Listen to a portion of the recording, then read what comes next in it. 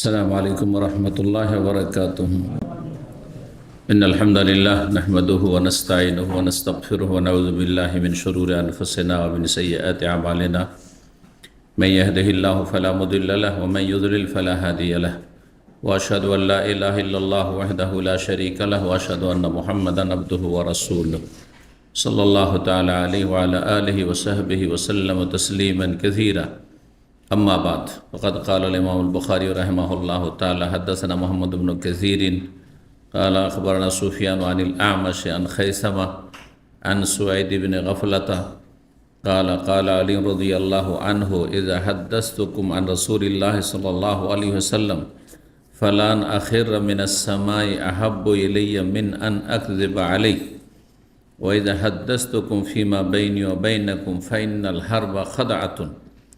سمعت رسول الله صلى الله عليه وسلم يقول يأتي في آخر الزمان قوم حدثاء الأسنان سفهاء الأحلام يقولون من خير قول البرية يمرقون من الإسلام كما يمرق السهم من الرمية لا يجاوز إيمانهم حناجرهم فأينما لقيتموهم فاقتلوهم فإن قتلهم أجر لمن قتلهم يوم القيامة. মহান আল্লাহর সমস্ত প্রশংসা, সালাত এবং সালাম নাযিল হোক প্রিয় নবী সাল্লাল্লাহু আলাইহি ওয়াসাল্লামের উপর। আজ মঙ্গলবার 2রা জমাদাল উলা 1446 হিজরি মোতাবেক 5ই নভেম্বর 2024 আমাদের ধারাবাহিক আলোচনা সহিহ বুখারীর মানাকিব ও ফাজাইল নবী করিম সাল্লাল্লাহু আলাইহি ওয়াসাল্লাম সাহাবায়ে কেরামদের। আজকে পর্ব নম্বর এই মানাকিব রাসূলুল্লাহ সাল্লাল্লাহু আলাইহি ওয়াসাল্লামের ফাজাইলের পর্ব নম্বর 12, হাদিস নম্বর 3611 থেকে আজকে শুরু হবে। অধ্যায় চলছে নবী সাল্লাল্লাহু আলাইহি ওয়াসাল্লামের মুজিজাত, যেগুলি নবুয়তের নিদর্শন। হাদিস আমাদের সামনে যে হাদিসটি রয়েছে বর্ণনা করছেন সুয়াইদ ইবনে গাফালা। তিনি বলছেন কালা আলী রাদিয়াল্লাহু আনহু, আলী রাদিয়াল্লাহু তাআলা আনহু চতুর্থ খলিফা, তিনি বর্ণনা করছেন যে ইযা হাদাসতুকুম আন রাসূলিল্লাহ সাল্লাল্লাহু আলাইহি ওয়াসাল্লাম, যখন তোমাদেরকে কোনো হাদিস বর্ণনা করব রাসূলুল্লাহ সাল্লাল্লাহু আলাইহি ওয়াসাল্লাম থেকে, যে রাসূলুল্লাহ বলেছেন অথবা করেছেন এই কাজটি, তখন আমি খুব সতর্ক সাবধান, যাতে করে ইচ্ছাকৃত বা অনিচ্ছাকৃত কোনো রকমের কোনো মিথ্যার সংযোজন না হয়ে যায়, ভুল না হয়ে যায়। বলছেন যখন রাসূলুল্লাহ সাল্লাল্লাহু আলাইহি ওয়াসাল্লামের পক্ষ থেকে আমি কোনো হাদিস বর্ণনা করব তোমাদেরকে, ফালান আখিরা মিনাস সামাই, আকাশ থেকে যদি আমি আছাড় খেয়ে পড়ি, এটি আহাব্ব ইলে আমার কাছে বেশি প্রিয়, সেটা মেনে নিতে পারি, মিন আন আকযিবা আলাইহি রাসূলুল্লাহ সাল্লাল্লাহু আলাইহি ওয়াসাল্লাম সম্পর্কে মিথ্যা বলার চাইতে। অর্থাৎ রাসূলুল্লাহ সাল্লাল্লাহু আলাইহি ওয়াসাল্লাম সম্পর্কে একটা মিথ্যা কথা বলে দিলাম, ওর চাইতে ভালো হচ্ছে আকাশ থেকে আছাড় খেয়ে পড়ে ধ্বংস হয়ে যাওয়া। এত সহজ নয়। কেন? এই জন্য যে রাসূলুল্লাহ সাল্লাল্লাহু আলাইহি ওয়াসাল্লাম সম্পর্কে কোনো কথা বলা মানে সেটা শরীয়ত হয়ে গেল, সেটা ইসলাম হয়ে গেল। নবী সাল্লাল্লাহু আলাইহি ওয়াসাল্লাম এরকম বলেছেন, নবী সাল্লাল্লাহু আলাইহি ওয়াসাল্লাম এরকম করেছেন। যদি মিথ্যাও বলেন, যাদেরকে বলছেন তারা যদি টের না পায় যে কথাটি মিথ্যা, তাহলে সেটাকে ধর্মকর্ম হিসেবে পালন করা শুরু করবে। করছে না? করছে না? বেদাতগুলি কিসের ভিত্তিতে? জাল জয়ীফ হাদিসের ভিত্তিতে। জাল জয়ীফের হাদিস, ভ্রান্ত শিরকি আকিদা, বেদাতি আকিদা কিসের ভিত্তিতে? নবীর নূরের পয়দা কিসের ভিত্তিতে? জাল হাদিস। ওয়ালামা খালাকাল্লাহু নূরি, সর্বপ্রথম আমার নূর আল্লাহ সৃষ্টি করেছে। জাল কথা, কোনো হাদিসের কিতাবে নাই। মিলাদের কিতাব ছাড়াও বেদাতিদের যে সব কিতাবের কোনো সনদ নেই, সূত্র নেই, সহিহ জয়ীফের কোনো তাদের বিবেক নেই, বিচার নেই, কিচ্ছু নেই। তার মূর্খ বেদাতি সব, তাদের লিখনি সেগুলো। তো চিন্তা করুন, লক্ষ লক্ষ মানুষ, তাহলে বিশেষ করে ভারত, বাংলাদেশ, পাকিস্তানের লক্ষ লক্ষ, কেন কোটি কোটি মানুষ এই গুমরাহিতে রয়েছে আকীদার ক্ষেত্রে, বিশ্বাসের ক্ষেত্রে, যে নবী নূরের পয়দা। আর তাও যদি আল্লাহর নূরে পয়দা বলে তো আল্লাহর একটা অংশ সাব্যস্ত করলো, তার মানে আল্লাহর শরীক সাব্যস্ত করলো। সুতরাং সে বড় কাফের মুশরিক হয়ে গেল। আল্লাহর অংশ মানে আল্লাহর সাথে শরীক স্থাপন করা, আর আল্লাহর সাথে শরীক স্থাপন করা হচ্ছে বড় শিরক, বড় কুফরি। যাতে মুসলিমই থাকবে না তাহলে এই এতেকাদে বিশ্বাস নেই। চিন্তা করুন, দেখেন কিসের ভিত্তিতে? একটা জাল কথার ভিত্তিতে। এইরকমই নবী সাল্লাল্লাহু সম্পর্কে বেদাতি সমাজ আমাদের। নবীর ছায়া ছিল না, নবীর ছায়া ছিল না, কোনো দলিল আছে? জাল কথা। এই বিভ্রান্তিকর গোমরাহির আকীদা বিশ্বাস করা মানুষের ঈমানকে নষ্ট করে দেবে। এগুলো নবী সাল্লাল্লাহু আলাইহি ওয়াসাল্লামের পেশাব পায়খানা কোনোদিন নজরে আসতো না, কোনো সাহাবী দেখতে পেতেন না, মাটির সাথে সাথে ফেটে যেত। এগুলো আমাদের নবীর জীবনী, সিরাতুন নবীর আলোচনা। এগুলো আমি সিরাতুন নবীর আলোচনা এমনিতে করিনি। বহু মানুষ আমার কাছে অনুরোধ করেছে যে আমাদের দেশে নবীর জীবনীর নামে শুধু জালিয়াতি আর জালিয়াতি আর বিভ্রান্তি। নবীর স্বাভাবিক ভূমিষ্ঠ হননি, মানে স্বাভাবিক যে মায়ের মাতৃগর্ভ থেকে যেভাবে ভূমিষ্ঠ হয় সব মানুষ, ওইভাবে হননি। তার মানে কি হয়েছে? অপারেশন করে। চিন্তা করুন আপনি, আরও কত কি, আরও কত কি নবী সাল্লাল্লাহু আলাইহি ওয়াসাল্লাম সম্পর্কে অতিরঞ্জন, বাড়াবাড়ি ইত্যাদি। তারপরে দোয়া করলে নবীর ওসিলায়, উলিয়ার ওসিলায় দোয়া করলে দ্রুত কবুল হবে। বিনা ওসিলাতে, মানুষের ওসিলা ছাড়া তারা দোয়া করতে জানা বেদাতিরা। বেদাতি আগে কিসের ভিত্তিতে? জাল হাদিসের ভিত্তিতে। কিন্তু আমার আপনার নামে কেউ যদি মিথ্যা কথা বলে তাহলে সেটা মানুষ সেটা শরীয়ত হিসাবে নেবে না। যদিও আলেম সম্পর্কে একটা মিথ্যা কথা বললে সেটা শরীয়ত হওয়ার সম্ভাবনা রয়েছে, জনগণ বুঝে না। মনে করে একটা আলেমের এখানে জন দিলেন যে উনি এটা বলেছেন, তাহলে সেটা মানুষ মনে করে হইতেও পারে। এই জন্য সাধারণ মানুষ, এমনি সাধারণ মানুষের ওপর মিথ্যা কথা বলা, আর কোন আলেমের রেফারেন্স দিয়ে মিথ্যা কথা বলা যে উনি এইরকমটা বলেছেন বা এটাকে বলেছেন যে এটা জায়েজ, এটা না জায়েজ, এটা আরও মারাত্মক অপরাধ। যদি আমাদের কথা কোনো স্বীকৃত শরীয়ত নয়, যাচাই বাছাই করতে আপনাকে দলিল আলোকে। কিন্তু নবী সাল্লাল্লাহু আলাইহি ওয়াসাল্লামের কথাই দলিল, নবী সাল্লাল্লাহু আলাইহি ওয়াসাল্লামের কাজই দলিল। সুতরাং যখনই বললেন যে নবী এরকম বলেছেন, নবী এরকমটা করেছেন, অথচ নবী সাল্লাল্লাহু আলাইহি সাল্লাম মিষ্টি খাওয়ায় অভ্যস্ত ছিলেন, আর ওই জাল হাদিস এক সপ্তাহ ছাড়তে লেগেছে, তাই না? তাহলে নবী সাল্লাল্লাহু আলাইহি সাল্লাম একটা মিথ্যা কথা বললেন, নবী সাল্লাল্লাহু আলাইহি ওয়াসাল্লাম মানহানি করলেন। তো কোনো ব্যক্তির ধ্বংস হয়ে যাওয়া নবী সাল্লাল্লাহু আলাইহি ওয়াসাল্লাম সম্পর্কে মিথ্যা রচনা চাইতে ভালো। কারণ মানুষ দুনিয়াতে ধ্বংস হয়ে যায়, হঠাৎ করে অ্যাক্সিডেন্ট হলো, মারা গেলেন, যে কারো হইতে পারে। তাহলে আপনার আখিরাত নষ্ট হইল না, বরং শাহাদাতের মর্যাদা পাবেন ভালো মানুষ হলে।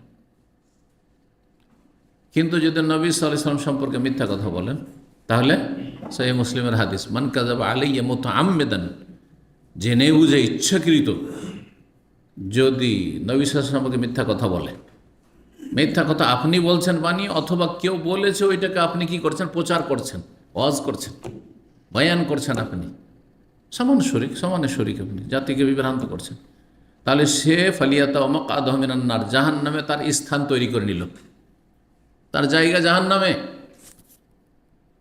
তাহলে দুনিয়া ধ্বংস হয়ে যাওয়া, ঘর বাড়ি ধন সম্পদ নিজে ধ্বংস হয়ে গেলেন, এতে আখিরাত ধ্বংস হবে না, জাহান্নামে যেতে হবে না আত্মহত্যা না করলে। কিন্তু নবী সাল্লাল্লাহু আলাইহি ওয়াসাল্লাম মিথ্যা কথা বললে জাহান্নামে যেতে হবে। এই জন্য আলী রাদিয়াল্লাহু আনহু কথা বলেছেন যে নবী সম্পর্কে মিথ্যা কথা বলবো, এটা হতেই পারে না। আমি যদি আকাশ থেকে আছাড় খেয়ে পড়ে যদি মারাও যায়, ধ্বংস হয়ে যায়, এটা আমার কাছে ভালো। কিসের চাইতে? নবী সম্পর্কে মিথ্যা কথা বলার চাইতে। উদ্দেশ্য হচ্ছে যে আমি যদি কোনো কথা বয়ান করি যে নবী সাল্লাল্লাহু বলেছে, নবী সাল্লাল্লাহু এরকমটা করেছেন, নবী সাল্লাল্লাহু এরকম দেখেছি, তার মানে ওতে কোনো সন্দেহ করবে না, সন্দেহ নেই। ওয়াইযা হাদাসতুম ফীমা বাইনি ওয়া বাইনাকুম, কিন্তু তোমাদেরকে যদি এমন কিছু বর্ণনা করি যেটা আমার ব্যক্তি বিষয় আর তোমাদের বিষয়, তাহলে অনেক ক্ষেত্রে কৌশল হিসাবে বিশেষ করে শত্রুদের সাথে, কাফেরদের সাথে, যেখানে জিহাদের ময়দান, জিহাদের রণকৌশল, সেখানে মিথ্যা বলা জায়েজ, মিথ্যা বলা জায়েজ। তিনটি ক্ষেত্রে নবী সাল্লাল্লাহু আলাইহি ওয়াসাল্লাম কি বলেছেন? মিথ্যা বলা জায়েজ, মানে কিন্তু একবারে স্পষ্ট মিথ্যা নয়, এমন কিছু কথা বললেন যেটাতে আপনার কি হবে, বৃহৎ স্বার্থ রয়েছে। যেমন আপনার স্ত্রী আপনার সম্পর্কে সন্দিহান, কি জানি হয়তো কারোর সাথে আপনার লিঙ্ক আছে মনে হয়, কারণ আপনার টেলিফোন যখন তখন শুধু এঙ্গেজ পায়, শয়তান সন্দেহ তৈরি করে দিতে পারে, ঠিক না? তখন যতটা ভালোবাসেন স্ত্রীকে তার চাইতে বেশি নিজের আবেগ প্রকাশ করা, ভালোবাসা প্রকাশ করা, বোঝা গেছে না? তোমাকে টেলিফোন না করলে আমার যেন শান্তি হয় না, ঘুম আসে না, অথচ আরামসে ঘুম আসছে হয়তো। এই ধরনের মিথ্যা কথা বলা, এই নয় যে আপনি এমন মিথ্যা কথা বলে যেটাতে আপনার স্ত্রী ক্ষতি করবেন, না, মোটেই জায়েজ না। এই জন্য এটা ঢালাওভাবে নেওয়া যাবে না। কিন্তু এইরকমই দুইজন বিবাদমান, দুইজন বন্ধুত্বে ঝগড়া হয়ে গেছে, আর একজন আরেকজন সম্পর্কে শুধু নেগেটিভ চিন্তা করে, ভালো কিছু করলেও খারাপ, কারণ যাকে দেখতে পারে না তার চলন বাঁকা, ভালোটাও খারাপ লাগে, বুঝছেন না? যদি লম্বা নামাজ পড়তে দেখে, ও দেখো না অহংকারী, রিয়াকারী, লোক দেখার নামাজ পড়ে, ও সব কিছুতে দোষ খুঁজে, কারণ দ্বন্দ্ব হয়ে গেছে। তখন আপনি তৃতীয় ব্যক্তি ওখানে দুইজনকে মিথ্যা কথা বলতে পারেন। কীরকম মিথ্যা? কিসের জন্য? তার সাথে ব্যবসা বাণিজ্য করার জন্য, আপনার স্বার্থে? না না না, ইসলামের স্বার্থে, মুসলিমের স্বার্থে। সেটা হচ্ছে দুইজনকে মিলিয়ে দেওয়ার জন্য, কাছাকাছি করার জন্য। ভাই, ওর সাথে কেন কথা বললেন না? না, ওর সাথে আমি কথা বলবো না।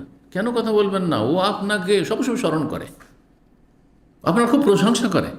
আজকে তার সাথে কথা হচ্ছিল, সে আপনার খুব প্রশংসা করছিল, আর আপনার সাথে মনোমালিন্য হয়ে গেছে, সেজন্য খুব তার মনে কষ্ট। সে শুধু সুযোগে আছে কখন আপনার সাথে মিলবে। সব মিছা কথা, জায়েজ, এই ধরনের কথা জায়েজ। বুঝতে পারছেন না? জি। তো আরেকটি জায়গা হচ্ছে জেহাদের ময়দানে কাফেররাকে জানাইতে হবে যে আমরা এদিক থেকে আসছি, আমরা এত সংখ্যা আসছি, আমাদের কাছে এই অস্ত্র আছে, বলতে হবে? মোটেই না। নবী সাল্লাল্লাহু আলাইহি ওয়াসাল্লাম যখন কোনো দিকে যাবেন দক্ষিণ দিকে, বলতেন না যে দক্ষিণ দিকে যাব, উত্তর দিকে বলতেন না, পূর্ব পশ্চিম কোন দিকে যাচ্ছে বলতেন না, এমনভাবে বলতেন, বরং এর উল্টো বলতেন যাতে ভুল বুঝে।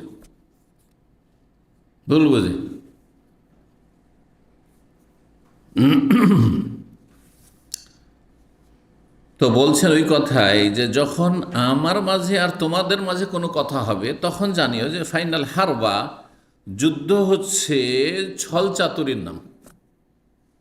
যুদ্ধে যে যত বেশি ছল চাতুরি করতে পারে, চালাকি করতে পারে, দুশ্মন থেকে আত্মরক্ষা। আপনার দুশ্মন আছে, পাড়া প্রতিবেশী দুশ্মন আছে, দুশ্মন থেকে বাঁচার জন্য মিথ্যা কথা বলা যাবে না। আপনার বাড়ির যখন তখন খোঁজ নিতে পারে, বাচ্চাদের কাছে খোঁজ নিতে পারে, অনেক সব কচি কাছে বাচ্চাদের কাছে খোঁজ নেই যে তোমার বাবা কখন থাকে। শয়তান প্রকৃতির লোক এরকম করে, অসৎ উদ্দেশ্য।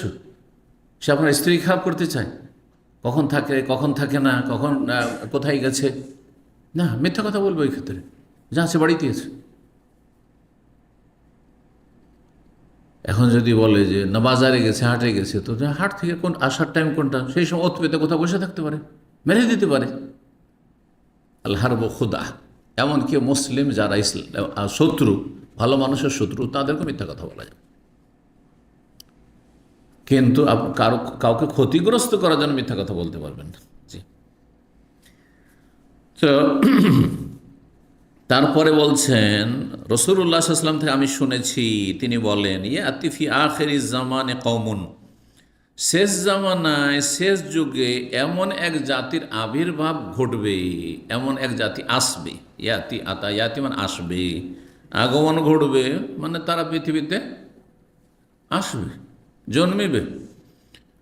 তারা কেমন হবে? হোদাসাউল আসনান, অল্প বয়সী হবে। হোদাসা হাদিসের বহুবচন, হাদিস মানে নতুন, আর আসনান সিন্নের বহুবচন, সিন মানে বয়স, সিন মানে হচ্ছে অমর, এজ।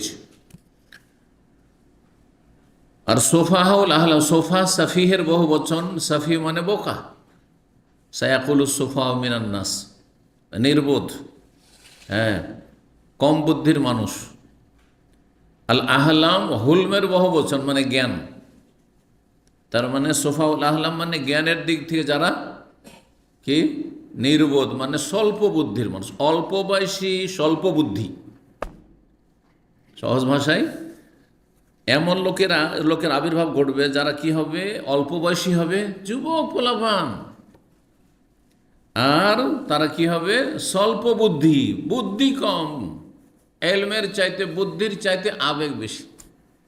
যুবক যতগুলি জঙ্গি পয়দা হচ্ছে মুসলিম সমাজে, সেগুলি সব এই ক্যাটাগরি, তাদের সম্পর্কে হাদিস। আপনি কখনো খুঁজে পাবেন না 40-50 বছরের মানুষ আর বিজ্ঞ মানুষ, ভালো আলেম, আর সে জঙ্গিবাদের সাথে জড়িত, খুঁজে পাবেন না। কারণ তার কাছে এলম আছে, এল মোতাবেক তার সিদ্ধান্ত। আমি আছি কোথায় ওজন করছে সে।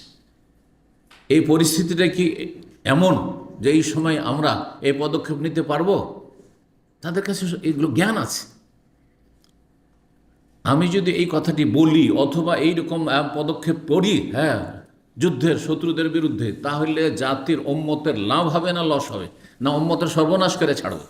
যেটুকু ভালো মানুষ আছে ওইটিকে সাফ করে দেবো, কাফেরদের সুযোগ করে দেবো মুসলিম দেশগুলো আক্রমণ করার।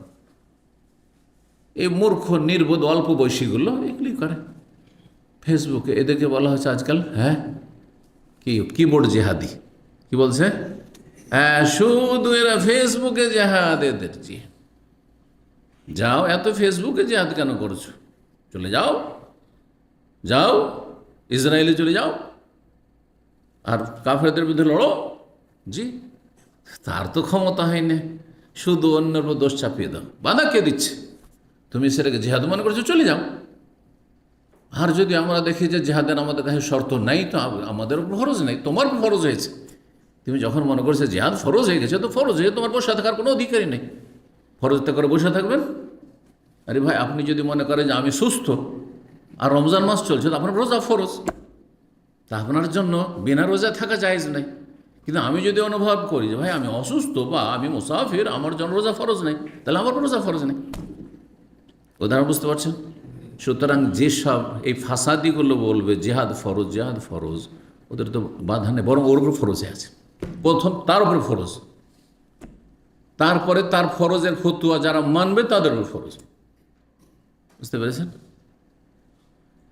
তো সাধারণত জঙ্গি সব যুবক, অল্প বয়সী, এই যে নবী সাল্লাল্লাহু ভবিষ্যৎবাণী অবশ্যই তার বাস্তবায়ন হবে, আর হয়েছে প্রত্যেকটা যুগে।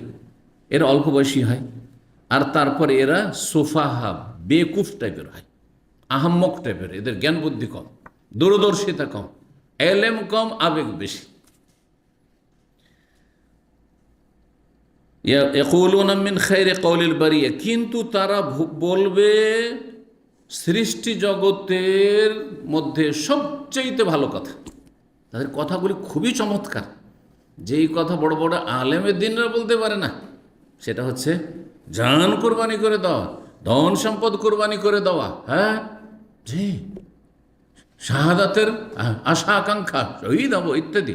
খুবই মিষ্টি মিষ্টি কথা, খুব সুন্দর সুন্দর কথা বলবে, আকর্ষণীয় কথা বলবে। হ্যাঁ, ইসলামকে শক্তিশালী দেখতে চায়, ইসলামী শাসন দেখতে চায়, খুবই সুন্দর কথা। কথাগুলি খুব সুন্দর বলে, কথা কোনো খারাপ বলবে না। জি, কিন্তু তারপরে ইয়ামরুকুনা মিনাল ইসলাম, তারা ইসলাম থেকে বেরিয়ে যাবে, ইসলামে থাকবে না তারা, আহলে সুন্নাত ওয়াল জামাতের আদর্শে থাকবে না তারা, তারা নিকৃষ্ট বেদাতি। খাওয়ারেজ যারা জঙ্গি, তারা বড় কাফের না ছোট কাফের, ইখতলাফ রয়েছে। একদল বলছেন যে ইয়ামরুকুনা ইসলাম থেকে বেরিয়ে যাবে মানে কাফের তারা, কিন্তু সঠিক মত যে তারা অন্যকে কাফের যদি না মনে করে, যারা তাদের এই ফাসাদে সাথ দেয় না, তাদেরকে যদি কাফের না মনে করে, তো কাফের বলা যাবে না, নিকৃষ্ট বেদাতি। যতগুলি বেদাতি আছে সমস্ত বেদাতের মধ্যে নিকৃষ্ট বেদাতি। কারণ এইসব বেদাতিদের বিরুদ্ধে নবী সাল্লাল্লাহু আলাইহি ওয়াসাল্লাম যুদ্ধ করতে বলেছে, এবং সেই যুদ্ধে বড় মহাপুরস্কার রয়েছে, বড় নেকি রয়েছে। এবং নবী সাল্লাল্লাহু আলাইহি ওয়াসাল্লাম আকাঙ্ক্ষা করেছেন সেই যুগ যদি আমি পাই এইসব ফাসাদিদের, খাওয়ারেজদের, তাহলে আমি তাদেরকে আদ জাতির মতো করে সবগুলিকে নিশ্চিহ্ন করব। আদ জাতির সাথে কেন তুলনা করেছেন? অন্য হাদিসে রয়েছে। কেন? আদ জাতির ওপর সাবালাইয়ালিন ওসামানে তাইয়াম ঘূর্ণিঝড় চলেছিল অবিরাম 7 রাত 8 দিন, একজন মানুষও বাঁচেনি। আরে কিছু কিছু জাতি হয়তো ধ্বংস হয়, তো কিছু মানুষ তো বাঁচে। আজকাল যে বড় বড় ভূমিকম্পগুলি হচ্ছে, সুনামি হলো, তাতেও ওই দেশে কিছু তো মানুষ বেঁচে আছে। কিছু আহত, কিছু নিহত, আর কিছু আপনার পাওয়া যাচ্ছে না, ওই সব নিখোঁজ, আর কিছু বেঁচে আছে। কিন্তু আদ জাতির একজনও কেউ বেঁচে থাকেনি। ওইভাবে এদেরকে একেবারে কচু কাটা করবো, যেন কেউ না থাকে, এদের নিশ্চিহ্ন করব। কারণ এরা ক্যান্সার, মুসলিম জাতির ক্যান্সার হচ্ছে খারিজি জঙ্গিরা। তো বলছেন এমরকোনাম আল ইসলাম, ইসলাম থেকে তারা বেরিয়ে যাবে। কামা এমরকোসাহ মিনার রামিয়া, যেমন তীর বেরিয়ে চলে যায়, দ্রুত বেগে যে তীর ছাড়া হয় সেই তীর। মিনার রামিয়া শিকারী, যে শিকারী পশু, সে শিকারী পশু থেকে একদিক থেকে ঢুকলো আর তারপরে ছেদ করে একবারে বেরিয়ে চলে গেল। এখানে রামিয়াতুন মানে মারমিয়াতুন, মানে যাকে নিশানা বানানো হয়েছে। কাকে নিশানা বানানো হয়েছে? সাধারণত শিকারী পশু পাখি, যাকে শিকার করছো সেটা। কিন্তু বাংলা অনুবাদক এটা বুঝেনি, রামিয়া মানে ধনুক করে দিয়েছে। বাংলা অনুবাদক তার এলমের স্বল্পতার কারণে আর আরবি ভাষ্যগুলি না পড়ার কারণে এমরকোসাম, যেমন তীর বেরিয়ে চলে যায় ধনুক থেকে। আরে ধনুক থেকে তীর বেরিয়ে চলে যায় কেন বলে? ধনুক থেকে তো সব তীর বেরোয়, কিন্তু কিছু তীর শিকারীকে লেগে থেকে যায়, আর কিছু লেগে ঢুকতেই পারে না, পড়ে যায়, আর কিছু এপার থেকে ওপার ঢুকে একবার পার হয়ে চলে যায়, এমন পার হয়ে চলে যায় যে ওতে রক্ত মাংস আর কোনো পশম কিচ্ছু লেগে নেই। বুঝাই জানে যে এই তীরটা এই হরিণের পেটে ঢুকেছে অথবা খরগোশের পেটে ঢুকেছে, শরীরে ঢুকেছে, আর তারপরে বেরিয়ে চলে গেছে। ঠিক ওই রকমই এই লোকগুলি ইসলামের মধ্যে ছিল, কিন্তু এমনভাবে ইসলাম থেকে বেরিয়ে চলে গেছে যে ইসলামের আদর্শের কিছু নেই তাদের মধ্যে। এই জন্য তাদের সবচেয়ে বড় শত্রু, জঙ্গিদের, খারিজিদের সবচেয়ে বড় শত্রু এবং মুসলিম জাতির মধ্যে সবচেয়ে বড় মোনাফিক তাদের কাছে হচ্ছে আলেম সমাজ। ভালো করে শোনেন, জঙ্গিদের সাথে উঠা বসা করলে বলবে যে আলেম সমাজ আমাদের সবচেয়ে বড় শত্রু। আলেম সমাজ সবচেয়ে বেশি বিলাসী, এরা দুনিয়াদার। জি, ওই বাংলা ভাই আব্দুর রহমানের যুগে মদিনা ইউনিভার্সিটিতে অ্যাডমিশন হয়েছে এক ছেলের। জি, অ্যাডমিশন হয়েছে, ভিসা লেগেছে, তারপরে এসেছে, 1 বছর লেখাপড়া করে, তারপরে গেছে, তার কাছ থেকে পাসপোর্ট কেড়ে নিয়েছে। প্রথম কথা আসতে দিত না, কোন রকম করে সে তাদের থেকে উদ্ধারে পালিয়েছে, কারণ তাদের সাথে একটু জড়িয়ে গিয়েছিল সেই জন্য। তারপরে তাকে বাঁচতে দেয়নি। আচ্ছা, আরেকটা কথা, একবার কেউ যদি জঙ্গিদের সাথে মিলিত হয়ে যায় আর তারপরে যদি বুঝতে পারে যে এটা তো গুমরাহির রাস্তা, আমি তো ভুল পথে চলে এসেছি, সেখান থেকে যদি আউট হয়ে যায় তাহলে তার বাঁচার অধিকার নেই। তারা মনে করে যে এই ব্যক্তি হচ্ছে বিশ্বাসঘাতক গাদ্দার মির্জাফর, আর এ হচ্ছে এমন মির্জাফর গাদ্দার, সুতরাং গাদ্দারের বেঁচে থাকার অধিকার নেই, সেই জন্য ওকে মারবেই মারবে। আর এই জন্য মারে যে তাদের ভিতরের খবরগুলি বাইরে পাচার হয়ে যেতে পারে, সেই জন্য একে বেঁচে থাকতে দেওয়া হবে না। ওই ছেলেটিকে তারা মেরে দিয়েছে, বাঁচতে দেয়নি। মোদি ইউনিভার্সিটিতে লেখাপড়া নসিবে হয়নি, তাকে বাঁচতেও দেয়নি, মেরে দিয়েছে। জি, এটা সেই যুগের ঘটনা, বেশি দিনের ঘটনা বলছি না, কোনো প্রাচীন যুগের ইতিহাস বলছি না। জি, আল্লাহ হেফাজত করে এদের অনিষ্ট থেকে, মুসলিম জাতির হেফাজত করুন, ইসলামের হেফাজত করুন, মুসলিম দেশগুলির আল্লাহ হেফাজত করুন। জি, বলছেন আলী রাজি আল্লাহ তাআলাহু, রাসূলুল্লাহ সাল্লাল্লাহু আলাইহি ওয়াসাল্লামের এই হাদিস বর্ণনা করি, লা ইউজাউযু ঈমানু হানাজিরহুম, তাদের ঈমান তাদের কণ্ঠনালী পার করে ভিতরে ঢুকবে না। তাদের ঈমানের কথা শুধু এখানে মুখে, খুব বেশি তেলাওয়াত করবে, লম্বা লম্বা নামাজ পড়বে, আর খুব মিষ্টি মিষ্টি কথা বলবে, আর কিবোর্ড জেহাদ করবে, ফেসবুকে বড় বড় স্ট্যাটাস দিবে, কিন্তু ভিতরে ওই সব কথা ঢুকে না, ভিতরে ঢুকে না।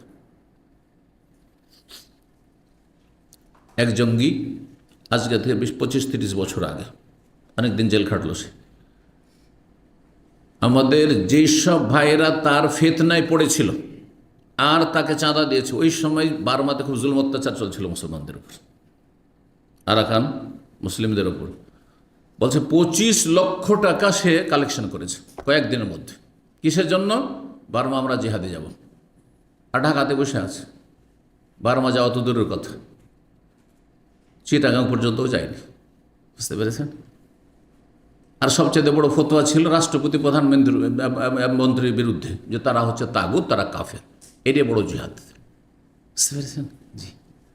মুসলিম সমাজে যারা বিভিন্ন পাপে জড়িয়ে আছে, এতে কোনো সন্দেহ নেই যে পাপে জড়িয়ে আছে সকল স্তরের মানুষ। আর বিশেষ করে যার কাছে যত বেশি পাওয়ার আর পয়সা, তার তত বেশি কাবিরা গুনাহে লিপ্ত আছে, অন্যায় লিপ্ত আছে। তার জন্য তাকে কাফের বলা যাবে? এটা চোরকে কাফের বলবেন আপনি? একটা দুর্নীতিবাজকে, আত্মসাৎকারীকে কাফের বলবেন আপনি? হ্যাঁ, এটা জালেমকে কাফের বলবেন আপনি? তাহলে আপনার কুফরের আশঙ্কা আছে। নবী সাল্লাল্লাহু আলাইহি ওয়াসাল্লাম হাদিস, দুইজন একজন কাফের হবে। ও যদি কাফের না হয় তো তুমি কাফের হয়ে যাবে। তা আপনি নিজেকে রক্ষা করবেন না কুফরি থেকে? আপনার লাভ কি অন্যকে কাফের ট্যাগ লাগিয়ে? আপনি নিজেই ধ্বংস হয়ে যাবেন। তাদের ইমান তাদের কণ্ঠনালীর নিচে নামবে না। ফাইনামা লাকিতুমুহুম, সুতরাং তাদের সাথে যেখানে তোমাদের সাক্ষাৎ হোক না কেন, যেখানে পাও না কেন, ফাকতুলুহুম, তাদেরকে হত্যা করো। আল্লাহু আকবার। এই জঙ্গিগুলোকে হত্যা করো। হত্যা আমরা করব, আপনারা করবেন? সরকারকে বলা হচ্ছে। এই শাসক আলী রাদিয়াল্লাহু তাআলা আনহু তার বাস্তবায়ন করেছেন। এই জঙ্গিগুলো যখন ফতোয়া দিল যে আলী কাফের, মুআবিয়া কাফের, এর সাথে যারা সহযোগী আছে সবগুলি কাফের। আরে সেই যুগের মুসলিমদের সাহাবায়ে কেরাম, তাবেঈন সব আর তাকফির করে দিল, সবাই কাফের। শুধু মুসলিমকে এই জঙ্গিগুলো, খারেজিগুলো কিছু হাতে গোনা, তাদের বিরুদ্ধে আলী রাদিয়াল্লাহু তাআলা লড়াই করলেন। আর তারপরে তাদেরকে দমন করলেন। তাদের মধ্যে অনেকে তওবা করে ফিরে এসেছিল, আর তাদের যারা ফিরে আসেনি তারা জাহান্নামে পৌঁছেছে। জি, নিকৃষ্ট তারা। কিলাবু আহলিন নার, জাহান্নামীদের কুকুর বা জাহান্নামের কুকুর হাদিসে বলা হয়েছে। জি, তো এরকম করে বলা হয়েছে। তাদেরকে হত্যা করবে যেখানে পাও না কেন। ফাইন্না কাতলাহুম আজরুন, কারণ তাদেরকে হত্যা করা হচ্ছে বড়ই নেকির কাজ। লেমান কাতালাম, ওই সব লোকদের জন্য যারা তাদেরকে হত্যা করবে, তাদের বিরুদ্ধে যারা লড়াই করবে। এখানে ভবিষ্যৎবাণী করা হয়েছে আলী রাদিয়াল্লাহু তাআলা আনহু এবং তার সাথী সঙ্গী যারা এই জঙ্গিদের বিরুদ্ধে, খারিজদের বিরুদ্ধে লড়াই করেছেন, তাদের জন্য বড় নেকি পুরস্কার রয়েছে। আর যেখানে পাও না কেন তাদেরকে হত্যা করবে। আর প্রথম এই হাদিসের উপর আমল করেছেন আলী রাদিয়াল্লাহু তাআলা এবং তার সাথী সঙ্গীগণ রাদিয়াল্লাহু আনহুম ওয়ারদাহুম। 3612 নম্বর হাদিস বর্ণনা করেছেন খাব্বাব ইবনুল আরাত রাদিয়াল্লাহু তাআলা আনহু কাল শাকাওনা রাসূলুল্লাহ সাল্লাল্লাহু আলাইহি ওয়াসাল্লাম, আমরা রাসূলুল্লাহ সাল্লাল্লাহু আলাইহি ওয়াসাল্লামের কাছে অভিযোগ করলাম একদিন। কিসের? মক্কায় কাফেরদের জুলুম অত্যাচার, যে আর জুলুম বরদাস্ত করতে পারছি না। মক্কার কাফেররা বিশেষভাবে জুলুম অত্যাচার কার উপর করতো? যারা যত দুর্বল তাদের উপর, যাদের বংশ বলি নেই, হ্যাঁ, মক্কায়, অথবা যারা গরিব মানুষ, যারা দাস, হ্যাঁ, সমাজে যারা দুর্বল অসহায়, তাদের ওপর। কিন্তু যাদের বংশশক্তি রয়েছে, জনবল রয়েছে, যাদের প্রভাব রয়েছে, যাদের কে গায়ে হাত দিলে বহুবার চিন্তা করতে হবে, রিয়াকশনের, প্রতিক্রিয়ার ভয় আছে, ওদের গায়ে হাত দিত না, সহজ গায়ে হাত দিত না।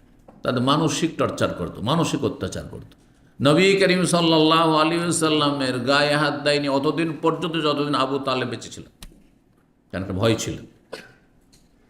এবং আবু তালেব মান্যবর ছিলেন তাদের কাছে, যদিও কুফরের অবস্থায়। আর আবু তালেব কখনো এটা মেনে নেবে না যে আমার ভাতিজা আমি বেঁচে থাকতে মার খাবে, যদিও তার আমি ধর্ম মানি না, কিন্তু তাকে আমি অসহায় ছেড়ে দেবো না। যার ফলে একটা ভয় ছিল, প্রতিক্রিয়ার ভয়। এই জন্য চোরের ঘরে চুরি হয় না, ডাকাতের ঘরে ডাকাইতে হয় না, ঠিক না? আর মোল্লার ঘরে মিলাদ হয় না, বিরাতি মোল্লার ঘরে মিলাদ হয় না, ভোজবাজ হয় না। মোল্লাদের বাপ মা মরলে ওরা ভোজবাজ করে না, শুধু আপনাদের টাকাগুলি ধসায়, যত টানতে পারো এদের পকেট থেকে। সতর্ক, সাবধান। তো আমরা অভিযোগ করলাম যে আর বরদাস্ত করতে পারছি না। খাব্বাব বিন আরাত গরিব মানুষ ছিলেন এবং তিনি, হ্যাঁ, কর্মকারের কাজ করতেন। কর্মকার বুঝেন? কামার, সহজ ভাষায়। জি। ওয়া মুতাওয়াসসিদুন বুরদাতান ফি যিল্লিল কাবা, সেই সময় রাসূলুল্লাহ সাল্লাল্লাহু আলাইহি ওয়াসাল্লাম তার একটি চাদরকে বালিশ বানিয়ে কাবার ছায়ায়, কাবা ঘরের ছায়ায় শুয়েছিলেন। বালিশ বানিয়ে মানে বালিশ তো নেই, শুইতে হবে তো, মাথার একটু উঁচা করতে হবে, তো যে চাদরটি মাথার তলায় দিয়ে। জি, ওয়েসাদাতুন মানে হচ্ছে বালিশ, আর মুতাওয়াসসিদ মানে বালিশ বানিয়ে, তাওয়াসসাদা। জি, কুলনা লাহু, তখন বললাম আমরা, খাব্বাব বলছেন নবী সাল্লাল্লাহু আলাইহি ওয়াসাল্লাম, আলা তাস্তানসিরু লানা, আমাদের জন্য কি আল্লাহর কাছে সাহায্য চাইবেন না? আর কত বরদাস্ত করব, পারছি না, আর এই জুলুম আর সহ্য করতে পারছি না। আল্লাহ তাদুল্লাহ লানা, আল্লাহর কাছে আমাদের জন্য কখন দোয়া করবেন? দোয়া করবেন না? নবী সাল্লাল্লাহু দোয়া করছেন, কিন্তু দোয়া করলে যে সাথে সাথে সব কিছু হবে এটা আবশ্যক না। কারণ আল্লাহ রাব্বুল আলামিনের সৃষ্টি জগতের নীতিমালা আছে, নীতিমালা আছে। আপনি এক্ষুনি দোয়া করবেন, হ্যাঁ, পকেটে একটা পয়সা নেই, আল্লাহ তোমাকে রিজিক দাও, আর তারপরে পকেটে হাত ঢুকাবেন, দেশে টাকা মজুদ, এটা হয়? হবে? সেটা হয়তো এখান থেকে বেরিয়েছেন নিচে, আর হঠাৎ করে দেখা হয়ে গেল এক লোকের সাথে যে ভাই আমার কিছু কর্মচারী প্রয়োজন আছে, আমার কিছু লেবারের প্রয়োজন আছে কালকে, হ্যাঁ 100 রিয়াল 200 রিয়ালকে দেব, কবুল হয়ে গেছে। এইভাবে হয়, আমার লাইফে হয়েছে। রাস্তা দিয়ে হাঁটছি, সুবহানাল্লাহ, রাস্তা দিয়ে হাঁটছি, আমি কল্পনা করতে পারিনি। এক লোক শ্রীলঙ্কা, তার সাথে দেখা, শ্রীলঙ্কার, তার সাথে দেখা, সে বলছে যে শেখ, সে একজন আলেম, কিন্তু রিয়াজ আলিম ইউনিভার্সিটি থেকে লেখাপড়া করেছে। তো বলছে সে কিছু কাজ আছে, যদি আপনি একটু করে দিতে পারেন যে কোনো সময়, তাহলে একটা পারিশ্রমিক আছে। আমি বললাম ভাই আমাদের তো তখন অফিসে 9 ঘন্টা, প্রথম যুগের, সেই আপনার 2000 সালের কথা বলছে। তার কাছে 9 ঘন্টা, তারপরে আর কিছু এনার্জি থাকে কাজ করার, তারপর ছেলে মেয়ে আছে, তাদেরকে মানুষ করতে হবে, দিয়ে সব পয়সা ধান্দাটা আমি জীবনেও করিনি, আর ছিল না। তা বলছেন এটা মনে হয় সম্ভব হবে না। বলছেন না না কিছুই না, মাঝে মধ্যে কিছু একটু শুধু, হ্যাঁ আপনি দেখে দেবেন, আপনার ভাষায় যখন আসবে বলবেন যে এটা ঠিক আছে না ভুল আছে। জি, বুঝতে পারছেন? তো আমি রাজি হয়ে গেলাম, আল্লাহ ওখান থেকে কিছু রিজিক আমাকে দিয়ে দিল। সুবহানাল্লাহ, রাস্তা দিয়ে হাঁটছি, আশ্চর্য হয়ে যাবেন আপনি। সেও কল্পনা করেনি, আমার কাছে প্রোগ্রাম করে আসেনি, আর আমিও তার সম্পর্কে এটা কল্পনা করতে পারি না, কাকে দিয়ে কার কখন যে উপকার হয়ে যায়। বুঝতে পারছেন? এর ঘটনা বহু আছে। তো দোয়া মানুষের কবুল হয়, যার দোয়া কবুল হয় সেই বুঝতে পারে যে রব আছেন। দোয়া কবুল হচ্ছে, এটা একটা অকাট্য দলিল যে আমার রব আছেন। বুঝতে পারছেন না? ইমানটাকে মজবুত করতে হবে এবং হালাল খেতে হবে, হ্যাঁ, আর আল্লাহকে ধরতে হবে, নাছোড় বান্দা হয়ে ধরতে হবে। নাছোড় বান্দা বুঝেন? আর না নিলে ছাড়বো না। যেমন ছোটোকালে আমরা মাকে ধরেছি, নানিকে ধরেছি তো ধরেছি, টাকা নেব, মাহফিলে যাবো, তাই না নিলে ছাড়বো না। আঁচল ধরে ঝুলাঝুলি শুরু, তাই না? ও না দিয়ে উপায় নেই। জি, তো রব্বুল আলমিনের জন্য উত্তম দৃষ্টান্ত রয়েছে, আল্লাহকে মনোযোগী হয়ে ধরতে হবে। আল্লাহ আমাদের তৌফিক দান করেন। তো নবী সাল্লাল্লাহু আলাইহি সাল্লামের কাছে দরখাস্ত করলেন কে? খাব্বাব। কালা কানার রাজুল, তখন নবী সান্ত্বনা দিচ্ছেন, আরে তোমাদের কি জুলুম অত্যাচার হয়েছে, অকল্পনীয় জুলম হয়েছে বিগত যুগের মুসলিমদের ওপর, প্রাচীন যুগের মমিন মুসলিমদের ওপর, ইমানদারদের ওপর। ওই রকম জুলম অত্যাচার তো তোমাদের সাথে হয়নি, এখনো তো বেঁচে আছো তোমরা।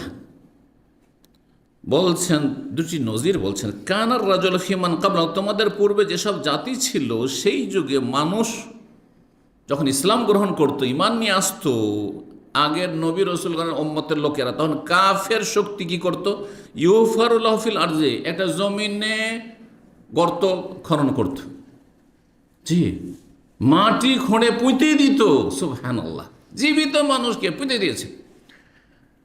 ইউফারুল্লাহ ফিল আরজ, জমিনে পুঁতে দিত।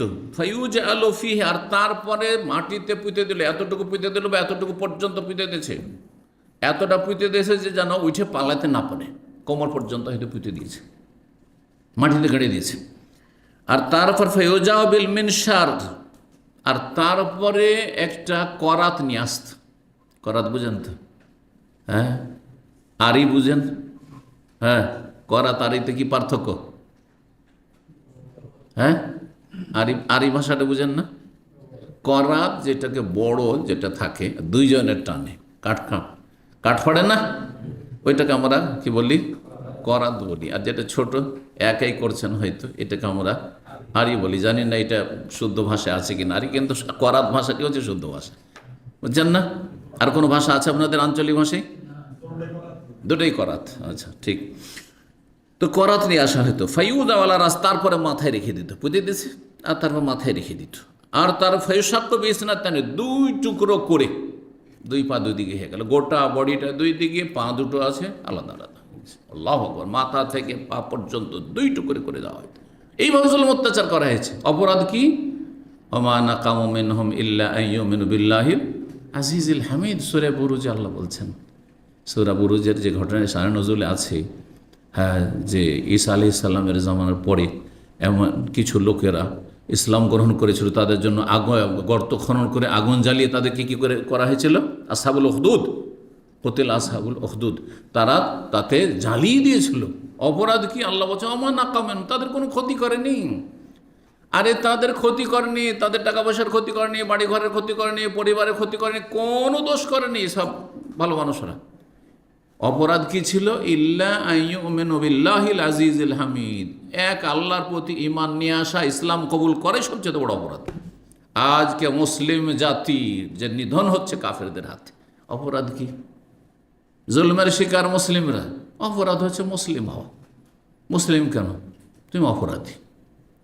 এটি হচ্ছে যুগে যুগে বাতিল শক্তি, কুফরি শক্তির বদাচরণ, অবিচার, জুলম, অত্যাচার। অথচ তারা মানবতা মানবতা আর কথা বেশি শুধু মুখে বলে, কাজে কর্মে নেই। এই মুসলিমের ক্ষেত্রে নেই। কিন্তু আল্লাহ রাব্বুল আলামিনের শাস্তি অপেক্ষা করছে তাদের জন্য। দুনিয়াতে শাস্তি অপেক্ষা করছে যদি আমরা দাঁড়াইতে পারি। আর যদি আমরা অসহায় এরকমই থেকে যাই, তাহলে পরকালে শাস্তি তাদের জন্য রয়েছে। দুনিয়াতে দাঁড়াইতে পারলে যারা আজকের জালেম, তারা একসময় দাস দাসীতে পরিণত হবে। হয়েছে না হয়নি?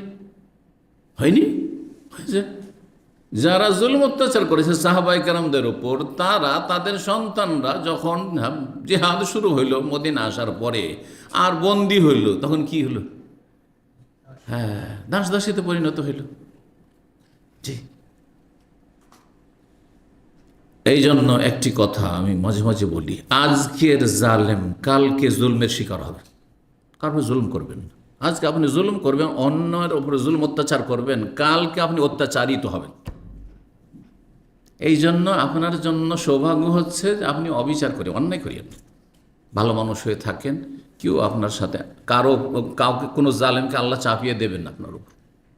ভালো মানুষ হওয়ার চেষ্টা করেন, আল্লাহ তৌফিক দান করেন। আমার দ্বারা যেন কারো ক্ষেত্রে অন্যায় অবিচার না হয়। আর রবের কাছে চাইবে আল্লাহ আমার উপর কেউ যেন জুলুম না করতে পারে। রব্বানা লা তাজআলনা ফিতনাতাল লিয-যালিমিন ওয়া নাজ্জিনা বিরাহমাতিকা মিনাল কওমিল কাফিরিন। কোরআন কারীম আয়াত। জালেমদের জন্য আমাদেরকে পরীক্ষার কারণ, ফিতনার কারণ বানিয়ে নিয়ে দেন। কারণ জালেমরা যদি জুলুম করতে পারে আমাদের উপর, তাহলে তাদের দাপট আরও বেড়ে যাবে। এই সুযোগ দিও না তাদেরকে। জি, খুব গুরুত্বপূর্ণ দোয়া কোরআন কারীমে।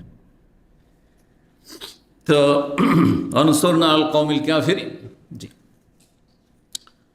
বলছেন যে দুই টুকরো করা, ফায়ুশাক্কু বিইসনাতাইন ওয়া মা ইয়াসুদ্দুহু যালিকা আন দীনিহি, তারপরেও তার দিন থেকে যাকে দুই টুকরো করে দ্বিখণ্ডিত করা হলো, মাথা থেকে পা পর্যন্ত একবারে, তার গোটা বডিকে, এই অত্যাচারও তাকে তার দিন থেকে, মানে আল্লাহর মনোনীত দিন ইসলাম থেকে সরাতে পারেনি, ছাড়েনি। যেন বেলাল রাদিয়াল্লাহু তাআলা আহাদ আহাদ আহাদ আহাদ করতে থেকেছে। অথচ মদিনার অলিতে গলিতে গরম পাথরের ওপর, গরম বালির ওপর তাকে টেনে হেঁচড়ে নিয়ে বাড়া হয়েছে। গলিতে গলিতে টেনে হেঁচড়ে নিয়ে বাড়াচ্ছে, টেনে হেঁচড়ে নিয়ে বাড়াচ্ছে। আল্লাহু আকবার। আর তিনি আহাদ আহাদ করছেন। বারবার করে ওই কাফেররা বলছে যে মোহাম্মদকে গাল দে, হ্যাঁ, কালেমা ছাড়, আমাদের ধর্মে ফিরে আয়। একটি কথা, আহাদুন আহাদ আহাদুন আহাদ, এক আল্লাহ এক আল্লাহ এক আল্লাহ, আমি আর কিছু বুঝি না। আল্লাহু আকবার। ওয়ুমশাতু বিআমশাতিল হাদিদ, আর একটি নজির বর্ণনা করছেন যে এই রকমের জুলম হয়তো বিগত যুগে যারা মুমিন মুসলিম হয়েছে আর দুর্বল, ওয়ুমশাতু বিআমশাতিল হাদিদ, লোহার চিরুনি নিয়ে আসা হইতো। আর চিরুনি নিয়ে এসে তার কি হইতো, লোহার চিরুনি দিয়ে তার শরীরের গোস্ত, হাড্ডি এবং শিরা উপশিরাগুলিকে কি করা হইতো, আঁচড়িয়ে নেওয়া হইতো। আঁচড়িয়ে নেওয়া হইতো চিরুনি দিয়ে, যেমন আঁচড়াই। হ্যাঁ, এখন চিরুনি চুলে লাগাচ্ছেন সেই জন্য ব্যথা পাচ্ছেন না, কিন্তু চিরুনি যদি এইভাবে ঘষেন আপনি বডিতে, তাহলে ধীরে ধীরে আপনার চামড়া উঠে যাবে, তারপরে আপনার রক্ত বের হওয়া শুরু হবে, হবে না? হবে না? তো এইভাবে জুলমতা শরীরের ওপর লোহার চিরুনি ব্যবহার করে গোস্ত, হাড্ডি আর শিরা উপশিরাগুলিকে কী করে দেওয়া হতো, আঁচড়িয়ে নেওয়া হইতো। শুধু হাড্ডি রাখা হয়তো, কঙ্কাল রাখা হইতো। কত কষ্ট দিত আর কত জুলম অত্যাচার করতো এই জালেমরা। ওমা ইয়াসুদ্দুহু যালিকা আন দীনিহি, তারপরেও এইরকম জুলম অত্যাচার আল্লাহর দিন থেকে তাদেরকে সরাতে পারতো না, ছাড়তো না, দিন মরে যেত, শহীদ হয়ে যেত। ওয়াল্লাহি, আল্লাহর কসম করে বলছি, ধৈর্য ধরো, লা ইউতিম্মান্না হাযাল আমরা, আল্লাহ অবশ্যই এই দ্বীনে ইসলামকে পূর্ণতা দান করবেন। হাত্তা ইয়াসিরার রাকিব, এমন একটা সময় আসবে যখন একজন আরোহী, রাকিব ওটের পিঠের আরোহী ভ্রমণ করবে, সারা ইয়াসির মানে ভ্রমণ করবে কোত্থেকে, সানআ, ইয়ামানের, বর্তমানে ইয়ামানের রাজধানী সানআ নামক স্থান থেকে হাজরামৌত পর্যন্ত। হাজরামৌত হচ্ছে দক্ষিণ ইয়ামান আর সানআ হচ্ছে উত্তর ইয়ামানে।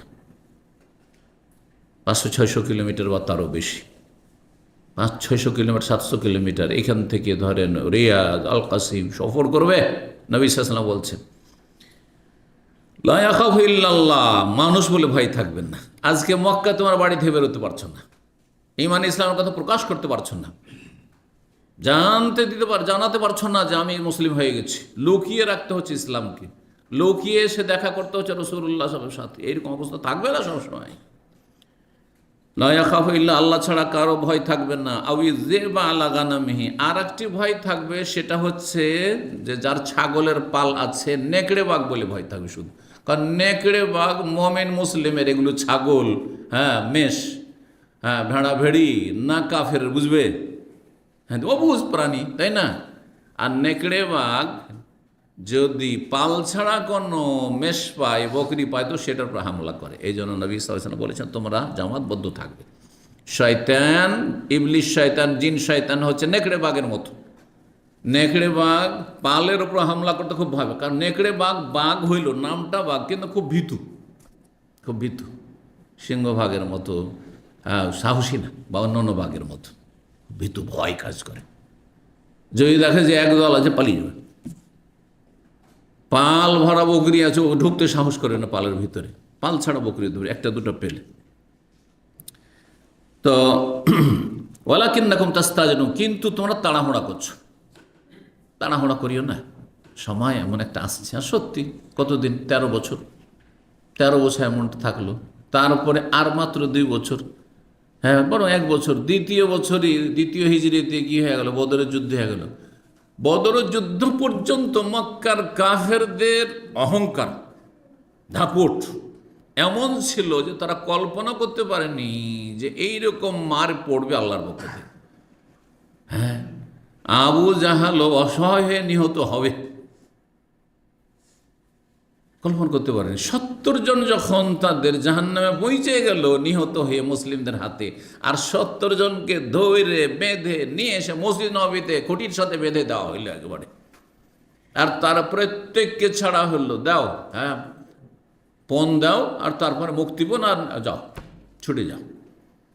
তখন তাদের অহংকার চূর্ণ বিচূর্ণ হয়ে গেল, এখন চিন্তা করতে বাধ্য। তারপরও চেষ্টা চালিয়েছে খন্দক পর্যন্ত, খন্দকের যুদ্ধ পর্যন্ত চেষ্টা চালিয়েছে, 5ম হিজরি পর্যন্ত। তারপরে নবী সাল্লাল্লাহু আলাইহি ওয়াসাল্লাম বললেন যে এই যে পালাইলো খন্দকের যুদ্ধ থেকে এরা, আল্লাহর পক্ষ থেকে যে আযাব ফেরেশতা নাজিল করে দিয়েছেন আল্লাহ রাব্বুল আলামিন, তারপরে ঘূর্ণিঝড় আর প্রচণ্ড ঠান্ডা, কনকনে ঠান্ডা, আর এমন ঝড় শুরু হলো যে তাদের তাঁবু টাবু সব উড়িয়ে নিয়ে পারলো। আর এমন ধুলো বালি এই ঝড়ে, যে ধুলো বালি তাদের চোখে মুখে নাকে এত বেশি ঢুকে গেল, কিছুই দেখতে পায় না তারা। আল্লাহু আকবার। সূরা আহজাব আল্লাহ বর্ণনা করেছেন। নবী সাল্লাল্লাহু আলাইহি ওয়াসাল্লাম ভবিষ্যদ্বাণী করে দিলেন, এটিও নবী সাল্লাল্লাহু মুজিজা, আল আনা নাগজুহুম ওয়ালা, এরপরে আমরাই তাদের উপর ধাওয়া করে হামলা করতে যাব, ওরা কোনোদিন আর সাহস করবে না। তারপর মদিনার কাছেও কোনো কাফের হামলা করার জন্য আসেনি। তো অবস্থার পরিবর্তন অবশ্যই হবে, কিন্তু আমাদেরকে নিজেদেরকে সংশোধন করতে হবে, ভালো মানুষ হওয়ার চেষ্টা করতে হবে, প্রত্যেকের আত্মপর্যালোচনা করতে হবে যে আমাদের জীবনে যদি কাবিরা গুনাহ থাকে তো শুধু বড় বড় কথা বলে লাভ আছে? হ্যাঁ, নিজের ফরজে যদি ঘাটতি থাকে, হারাম না যায় যদি লিপ্ত থাকেন, তাহলে কি আর আশা করতে পারছেন? যারা দিন শিখছেন তাদের মধ্যে যদি কাবিরা গুনাহ থাকে, তো মুসলিম সমাজের অধিকাংশ লোক তো দিন শিখতেই চায় না, ইসলাম শিখতেই চায় না, কারণ এতে কিছু পাওয়া যায় না। সব জায়গায় শিখবে কখন? যখন পয়সা আছে। পয়সা আছে তো শিখবে, সব কিছু পয়সা আর পয়সা, কাফেরদের মতো চিন্তা চেতনা। জি, তাহলে কোথা থেকে সাহায্য আসবে? 3613 নম্বর হাদিস বর্ণনা করছেন ইবনে ওমর বলছেন, আম্বানি মুসা বিন আনাস, মুসা বিন আনাস আমাকে হাদিসটি জানিয়েছেন। আনাস বিন মালিক রাদিয়াল্লাহু তাআলা আনহু থেকে বর্ণিত। মুসা বিন আনাস, আনাসের ছেলে, তার বাবা থেকে বর্ণনা করছেন, আন্নান নবী সাল্লাল্লাহু আলাইহি ওয়াসাল্লাম ইফতাকাদা সাবিত বিন কাইস। আর একটি ঘটনা, নবী সাল্লাল্লাহু আলাইহি ওয়াসাল্লাম, আগেরটি কেমন করে মুজিজা, নবী সাল্লাল্লাহু আলাইহি ওয়াসাল্লামের এমন একটা যুগ আসবে, এরকমটা হবে যে মানুষ সানা থেকে হাজরামত, উত্তর ইয়ামান থেকে দক্ষিণ ইয়ামান সফর করবে, আরবের এক প্রান্ত থেকে আরেক প্রান্ত সফর করবে, আল্লাহ ছাড়া কারো ভয় থাকবে না। ভবিষ্যৎবাণী, নিরাপত্তা, এমন নিরাপদ মুসলিমরা হয়ে যাবে। আজকে মক্কাতে বাড়িতে নিরাপদ না, ভবিষ্যৎবাণী। এটা মুজিজা নবী সাল্লাল্লাহু আলাইহি ওয়াসাল্লাম। আর এখানে মুজিজা বলছেন, নবী সাল্লাল্লাহু আলাইহি ওয়াসাল্লাম একদিন সাবেদ বিন কায়েস ইবনে শাম্মাস তার নাম ছিল, ইনি সাহাবায়ে কেরামের মধ্যে সবচেয়ে বড় বক্তা ছিলেন, খতিব রাসূলুল্লাহ সাল্লাল্লাহু আলাইহি সাল্লামের বক্তা, বাগ্মী বক্তা ছিলেন সাহাবায়ে কেরামের মধ্যে। সাবেদ বিন কায়েস যে বক্তা হয় তার আওয়াজ কি হয়? একটু জোরে হয়, আমাদের মতো আওয়াজ না, তাই না? যে বক্তা হয় সে যে যত বেশি চিল্লাতে পারে সে তত বড় বাগ্মী বক্তা। হ্যাঁ, কিন্তু যদি এলেম না থাকে তো ওই এমন আকাশের মেঘের মতো যাতে কোনো বৃষ্টি হয় না। যেসব বক্তাদের আওয়াজ আছে, হ্যাঁ, মানুষকে আকর্ষণ করতে পারে, ধরে রাখতে পারে ঘন্টার পর ঘন্টা, কিন্তু এলেমবিহীন বক্তা, এলেমে ইয়েতিম মিসকিন, তাদের উদাহরণ হচ্ছে কিসের মতো? এমন আকাশের মেঘ যাতে তর্জন গর্জন তো খুব আছে, ভ্রম ভ্রম করে আওয়াজ হচ্ছে, কিন্তু এক ফোঁটাও বৃষ্টি হলো না। অর্থাৎ এইসব জাহিল বক্তা থেকে কিছু এলেম পাওয়া যাবে না, ইসলাম পাওয়া যাবে না। এবার বুঝতে পেরেছেন? সুতরাং এমন বক্তার কাছে কমপক্ষে শুনবেন যেই বক্তার এলেমের সাথে তার আওয়াজে জোর আছে, হ্যাঁ, তার কথাতে তাসির আছে। তো সাবেদ বিন কায়েসের আওয়াজ খুব উঁচু ছিল। কিছু মানুষের আওয়াজ প্রাকৃতিক উঁচু থাকে, আস্তে কথা বলতে পারে না, আস্তে কথা হবেই না। আর এইরকম লোক যদি আমার অফিসে চলে আসে তো আমি বিপদে পড়েছি। একদিন আমি দুবাইয়ের 5 স্টার হোটেলে আছি, আর 2-3 জন ব্যবসায়ী আমাদের বাংলা ভাষায় দেখা করতে এসছে, কিন্তু তাদের কাছে আল্লাহ অনেক পয়সা দিয়েছে, শিক্ষা তেমন নেই। আসার পরে যখন হোটেল থেকে বিদায় করছি, বা ইফতার পার্টি ছিল, রমজান মাস ছিল, ইফতারিতে আমার এক জায়গায় দাওয়াত ছিল, তো চলো একসাথে বেরিয়ে যাচ্ছি। 5 স্টার হোটেলের গ্যালারিতে যাচ্ছে, এত জোরে কথা বলছে যে আমি লজ্জাতে আমার ঘাম চলে আসছে, যে মানুষের বলবে কি, এখানে অমুসলিম বহু আছে, তারপরে ফাসেক ফাজের দুনিয়াদার লোকেরা তাদেরই বেশি বাসা এগুলোতে। হ্যাঁ, যখন দেখবে এইসব দাড়িওয়ালার লোকেরা, আর তারপরে হই হই করে আওয়াজ করছে 5 স্টার হোটেলে আর যাচ্ছে, তোকে বলবে যে এরা অসভ্য, বলবে না? তো এদের কারণে আমিও অসভ্য হয়ে যাব। আমাকে এটা খুবই ভয় লাগে। এই রাস্তাঘাটে যে হইচই চিল্লাচ্ছে, গল্প করছে, আর টেলিফোন করছে, ওই হ্যাঁ স্ত্রীর উপরে রেগে গেছে, আর এমন চিল্লাচ্ছে, মনে করছে কেউ শোনে না আমার কথা, চারিদিকে শুনছে। এত বেহুশ হলে কি আর কাজ হয়? জি, মাঝে মাঝে ওই কর্নিশে হাঁটতে গিয়ে, ওইদিকে যেহেতু বাসা, দেখি যে সকাল সকাল ডিউটিতে এসছে, রাস্তাতে ডিউটি করছে কিছু ছেলে, ক্লিনারগুলো বিশেষ করে, আর এত জোরে জোরে কথা বলছে, এত জোরে জোরে, ও কোনো দিকে দেখে না, কোনো দিকে দেখে না। কখনো স্ত্রীর সাথে কথা বলছে, কখনো মায়ের সাথে কথা বলছে, কখনো কারোর সাথে ঝগড়া করছে, তর্ক করছে। আর আমি দেখি অসভ্যতা, একটু সভ্য হতে শিখেন, সভ্য হতে শিখেন। তারপরে আপনি আছেন কোন জায়গায়, কোন পরিবেশে আছেন, কোন সমাজে বাস করছেন, এগুলো খেয়াল রাখতে হবে, এগুলো খেয়াল রাখতে হবে। তো যাই হোক, কি বলছিলাম, আওয়াজ কিছু লোকের প্রাকৃতিক এত জোরে। আমাদের একজন ছাত্র ছিল, ও আসলে হই হই হই করে কথা বলছে। ঠান্ডা হয়, একটু আস্তে কথা বলো, আরে আস্তে কথা বলো। কারণ আমি চাই না যে আমার অফিস থেকে বা আমার পাশে কেউ কথা বলছে অন্য কারো ডিস্টার্ব হবে।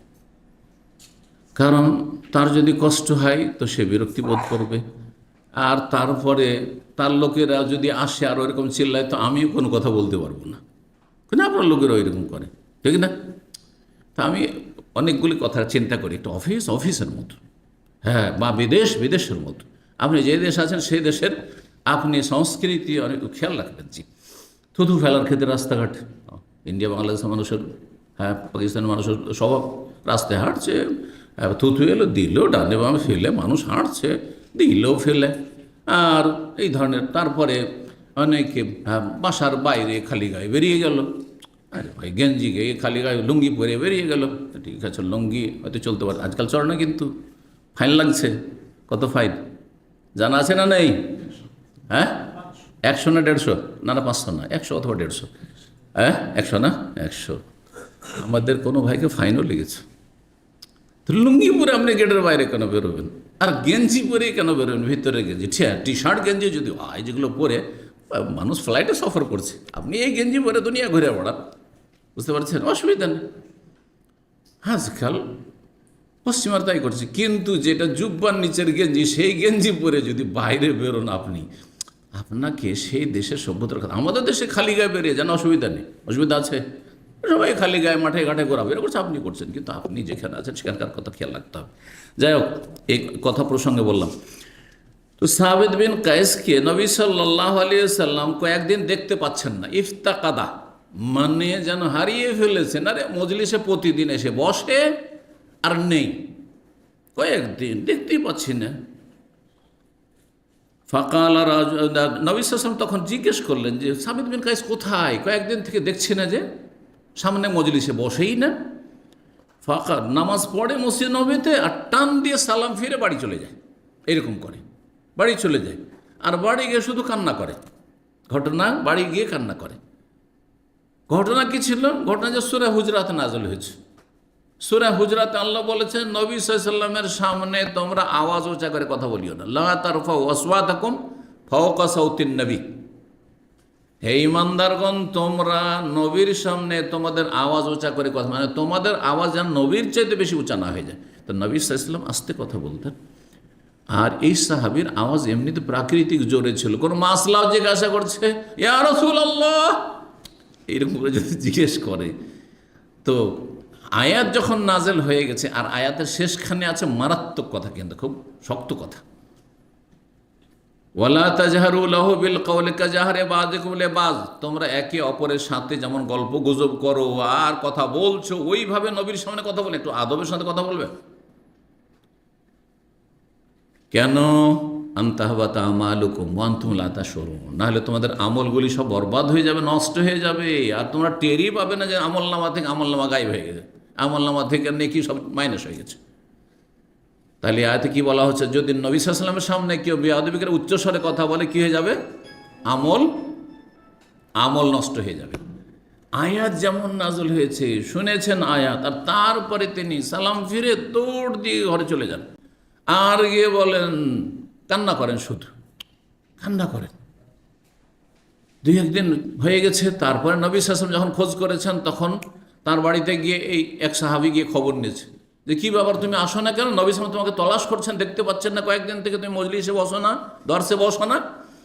তখন বলছে, আর আমি যেতে পারছি না নবী সাল্লাল্লাহু আলাইহি ওয়াসাল্লামের সামনে, কারণ আমার আমল সব নষ্ট হয়ে গেছে, যা জীবনে নেক আমলকে সব বরবাদ হয়ে গেছে, কারণ আল্লাহ কোরআন আয়াত নাযিল করেছেন। সুবহানাল্লাহ। ওই সাহাবী এসে নবী সাল্লাল্লাহু আলাইহি ওয়াসাল্লামের কাছে আসলো, আসার ইয়া রাসূলুল্লাহ, ও তো কান্না করছে বাড়িতে, আর বলছে আমার আমল সব বরবাদ হয়ে গেছে, আমি তো জাহান্নামী হয়ে গেলাম, আমি তো আর জান্নাত পাবো না, সব আমল নষ্ট। মানে কি? আমার নেকির আমল নামা খালি শূন্য, সুতরাং আমি তো জাহান্নামী হয়ে গেলাম। আর শুধু কাঁদছে। নবী সাল্লাল্লাহু আলাইহি ওয়াসাল্লাম বলে, যাও তুমি ওকে ডেকে নিয়ে এসো আমার কাছে।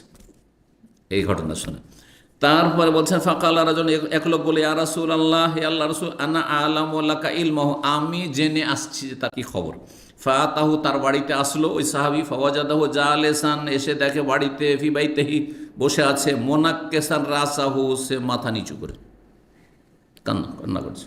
অন্য রিওয়ায়াতে রয়েছে মাথা নিচু করে আক্ষেপ করছে, দুঃখে কষ্টে, যে আমার কি হইল, হায় আমি তো জাহান্নামী হয়ে গেলাম। কারণ নবী সাল্লাল্লাহু আলাইহি ওয়াসাল্লাম কতবার যে আমি জোরে কথা বলে দিয়েছি, সব আমল তো আমার বরবাদ হয়ে গেছে। বলছেন, মা শানুকা, তখন ওই সাহাবীকে বলছেন, কি ব্যাপার তোমার, তুমি যাচ্ছ না? ফাকালা শাররুন, খুব মন্দ খবর, আমার খবর খুব খারাপ। কানা ইয়ারফাউ সাউতাহু ফাওকা সাউতিন নবী, সে উচ্চ আওয়াজে কথা বলতো নবী সাল্লাল্লাহু আলাইহি সাল্লামের সামনে। ফাকাদ হাবাতা আমালুহু, সুতরাং তার আমল যে নষ্ট হয়ে গেছে এই চিন্তায় সে কান্না করছে, মাথায় হাত দিয়ে। ওয়া হুম মিন আহলিন নার, আর যখন আমলই সব নষ্ট হয়ে গেছে তাহলে তো আমি জাহান্নামে চলে যাব আমি। ফাআতার রাজুল ফাআখবারাহু, ওই ব্যক্তি ওর বাড়ি থেকে খবরটা নিয়ে এসে নবী সাল্লাল্লাহু আলাইহি সাল্লামকে ঘটনা যখন বর্ণনা করলো, তখন আন্নাহু কালা কাজা কাজা, ইয়া রাসূলুল্লাহ, এই ধরনের কথা সে বলছে। ফাকালা মুসা বিন আনাস বর্ণনা করছেন, ফারাজ আল মাররাতাল আখিরা, দ্বিতীয়বার নবী সাল্লাল্লাহু আলাইহি ওয়াসাল্লাম পাঠালেন, যাও ওর কাছে ডেকে নিয়ে আসো, আর তাকে সুসংবাদ হবে, বেশারাতিন আজিমাতিন, মহা সুসংবাদ তাকে শুনিয়ে দাও। কি সুসংবাদ? জান্নাতের সুসংবাদ শুনিয়ে দাও। সে ভাবছে আমি জাহান্নামী না, মহা সুসংবাদ তাকে, বেশারাতিন আজিম, বেশারা মানে সুসংবাদ, আর আজিমাতিন মহা সুসংবাদ তাকে শুনিয়ে আসো। কালা ইযহাব ইলাইহি, নবী সাল্লাল্লাহু আলাইহি ওয়াসাল্লাম বললেন, ইযহাব ইলাইহি, যাও তার কাছে, ফাকুল্লু, তাকে গিয়ে বলো, ইন্নাকা লাস্তা মিন আহলিন নার, তুমি জাহান্নামে নাও সাবেত, ওয়ালাকিন মিন আহলিল জান্নাত, তুমি হচ্ছ জান্নাতি। নবী করিম সাল্লাল্লাহু আলাইহি ওয়াসাল্লাম জীবন্ত সাহাবী, জীবদ্দশায় তার বাড়িতে পাঠালেন লোককে, যে তুমি জান্নাতি, তুমি জাহান্নামী না, সার্টিফিকেট। সুবহানাল্লাহ। আশরা মুবাশশিরাও না, 10 জন যে একটি হাদিসে রয়েছে যাদেরকে বলেছেন জান্নাতি নবী, তাদের মতো শামিল না। তারপরও তাহলে বোঝা গেল যে 10 জন সাহাবী ছাড়াও অনেক সাহাবায়ে কেরাম কি নবী সাল্লাল্লাহু আলাইহি ওয়াসাল্লাম জান্নাতের বিভিন্ন সময় সুসংবাদ দিয়েছেন, নাম ধরে ধরেও সুসংবাদ দিয়েছেন। আর আমভাবে, ব্যাপকভাবে সমস্ত সাহাবায়ে কেরাম সম্পর্কে কোরআনে কারীম আল্লাহ বলেছেন একাধিক আয়াতে, তার মধ্যে সূরা তওবার আয়াত 100-তে মুহাজিরিন, আনসার, হ্যাঁ, আর তাদের যারা নিষ্ঠার সাথে অনুসারী কিয়ামত পর্যন্ত, রাদিয়াল্লাহু আনহুম, আল্লাহ তাদের উপর সন্তুষ্ট। তো আল্লাহ জাহান্নামীর উপর সন্তুষ্ট হবে না জান্নাতি তারা? ওয়ারাদু আনহু, আর তারাও আল্লাহর নিয়ামত পেয়ে, দুনিয়া থেকে গেলে নিয়ামত পেয়ে সন্তুষ্ট হয়ে যাবে। জি, তাদের জন্য আল্লাহ জান্নাত তৈরি করে রেখেছেন। জি, তো এই ছিল মুজিজা নবী সাল্লাল্লাহু আলাইহি ওয়াসাল্লামের, যে জীবিত মানুষ দুনিয়াতে চলছে আর নবী সাল্লাল্লাহু আলাইহি ওয়াসাল্লাম সুসংবাদ দিচ্ছেন যে তুমি জান্নাতি, জাহান্নামী না। 3614 নম্বর হাদিস। আমাদের মতো মানুষ, আজকালকার জামানার লোক হলে যদি সার্টিফিকেট পেয়ে যেত, এই যুগের লোক, তাহলে আর তো আমলের দরকার নেই। কি দরকার নামাজ রোজার আর ফজরে যাওয়ারই এত কষ্ট করে উঠার দরকারটা কি? কারণ জান্নাতের সার্টিফিকেট তো নবী সাল্লাল্লাহু আলাইহি ওয়াসাল্লাম দিয়ে দিয়েছেন, তাই না? ঠিক না, আরও আমল বেড়ে গেছে। মানুষকে আল্লাহ যত সম্মানিত করবে তত তার করণীয় বেশি, তত তার দায়িত্ব বেশি। সুতরাং যদি আমাদের জন্য কোনো সুসংবাদ থাকে, আল্লাহ রিজিকে বরকত দিয়েছেন, আপনি আরও নেকি বাড়ান। আল্লাহ সুস্থ রেখেছেন, আরও নেকির কাজ বাড়ান। আল্লাহ আপনাকে শান্তিতে রেখেছেন, হ্যাঁ, নেকি স্ত্রী দিয়েছেন, ভালো ছেলে মেয়ে দিয়েছেন, আল্লাহ ভালো রিজিক দিয়েছেন, সৌদি আরবে রেখেছেন, যখন তখন যাচ্ছে উমরা করে চলে আসেন, কোনো ভিসা লাগে না, কিচ্ছু লাগে না। আল্লাহ শুকরিয়া করেন, আল্লাহ শুকরিয়া আদায় করেন, আরও বেশি আমল করেন। এটা হচ্ছে, যত আল্লাহ সম্মান দেবেন তত বেশি আপনি ভালো মানুষ হওয়ার চেষ্টা করবেন। আল্লাহ যেন তৌফিক দান করেন। 3614 নম্বর হাদিস মানে করছেন বারা বিন আযিব রাদিয়াল্লাহু তাআলা আনহু। আর একটি মুজিজা, রাসূলুল্লাহ সাল্লাল্লাহু আলাইহি ওয়াসাল্লাম মুজিজা ইনডাইরেক্ট, আর সাহাবীর কারামত। সেটি কি দেখেন, বলছেন তিনি, কারা রাজুলুল কাহফা, একজন সাহাবী সূরা কাহফ রাত্রে তেলাওয়াত করছিল বাড়িতে। ওয়াফিদ্দারে আদাব্বা, আর বাড়িতে তার একটি জন্তু বাঁধা ছিল। জন্তু বলতে অন্য হাদিসে রয়েছে সেটি ঘোড়া ছিল, ঘোড়া বাঁধা ছিল। আর তখনকার ছোট্ট ঘর, ঘোড়াটা বাঁধা আছে, আর সেখানে বিছানা, আর বাচ্চাটা পাশে শুয়ে আছে। এক সাইডে বাচ্চা শুয়ে আছে, আর সে বাচ্চার এক পাশে বসে সে কোরআন তেলাওয়াত করছে, আর ওই ঘরে, ওই রুমের মধ্যেই এটা ঘোড়া বাঁধা আছে। তো যেমনই সূরা কাহফ তেলাওয়াত শুরু করেছে, ফাজালাত তানফিরু, সেই ঘোড়াটি তখন লাফাতে শুরু করেছে, লাফাইতে শুরু করেছে। অবাক হয়ে যাচ্ছে এই সাহাবী। যখন ও লাফাতে শুরু করেছে তখন সাহাবী তখন তেলাওয়াত বন্ধ করে দিয়েছে। যেমনই তেলাওয়াতটা স্টপ করে দিয়েছে তখনই ঘোড়া থেমে যাচ্ছে। আবার যখন তেলাওয়াত শুরু করেছে আবার লাফাইতে শুরু করছে, ছটপট করছে শুধু। ওর ভয় হয়ে গেল যে এরকম যদি লাফাই তো আমার বাচ্চাটা আমরা চড়ে নেবে, তো বাচ্চাটা মারা যাবে, আমার ঘোড়া চড়ে নিতে পারে। সুতরাং সে তেলাওয়াত বন্ধ করে দিয়েছে ভয়ে, যে আমার বাচ্চাটা যাতে নিরাপদ থাকে। সুবহানাল্লাহ। বলছেন ফাসাল্লাম রাজুল, তখন ওই ব্যক্তি আল্লাহর কাছে দোয়া করলেন সহি সালামত থাকে, নিরাপত্তার, যে আল্লাহ আমাকে কোনো বালা মুসিবত তো আসেনি, কোনো বিপদ আপদ তো আসেনি, হ্যাঁ এমন কোনো কিছু তো টের পাইনি যেটা হয়তো কোনো জিন শয়তান বা কোনো অনিষ্ট, যে এরকম কেন ছটপট করছে, আমার এই স্বাভাবিক অবস্থায় ছিল, এই ঘোড়াটি এত ছটপট কেন করছে। তারপরে কোরআন তেলাওয়াতটা বন্ধ করে দিয়ে বাইরে একটু বেরিয়েছে, আকাশের দিকে তাকাচ্ছে। বলছেন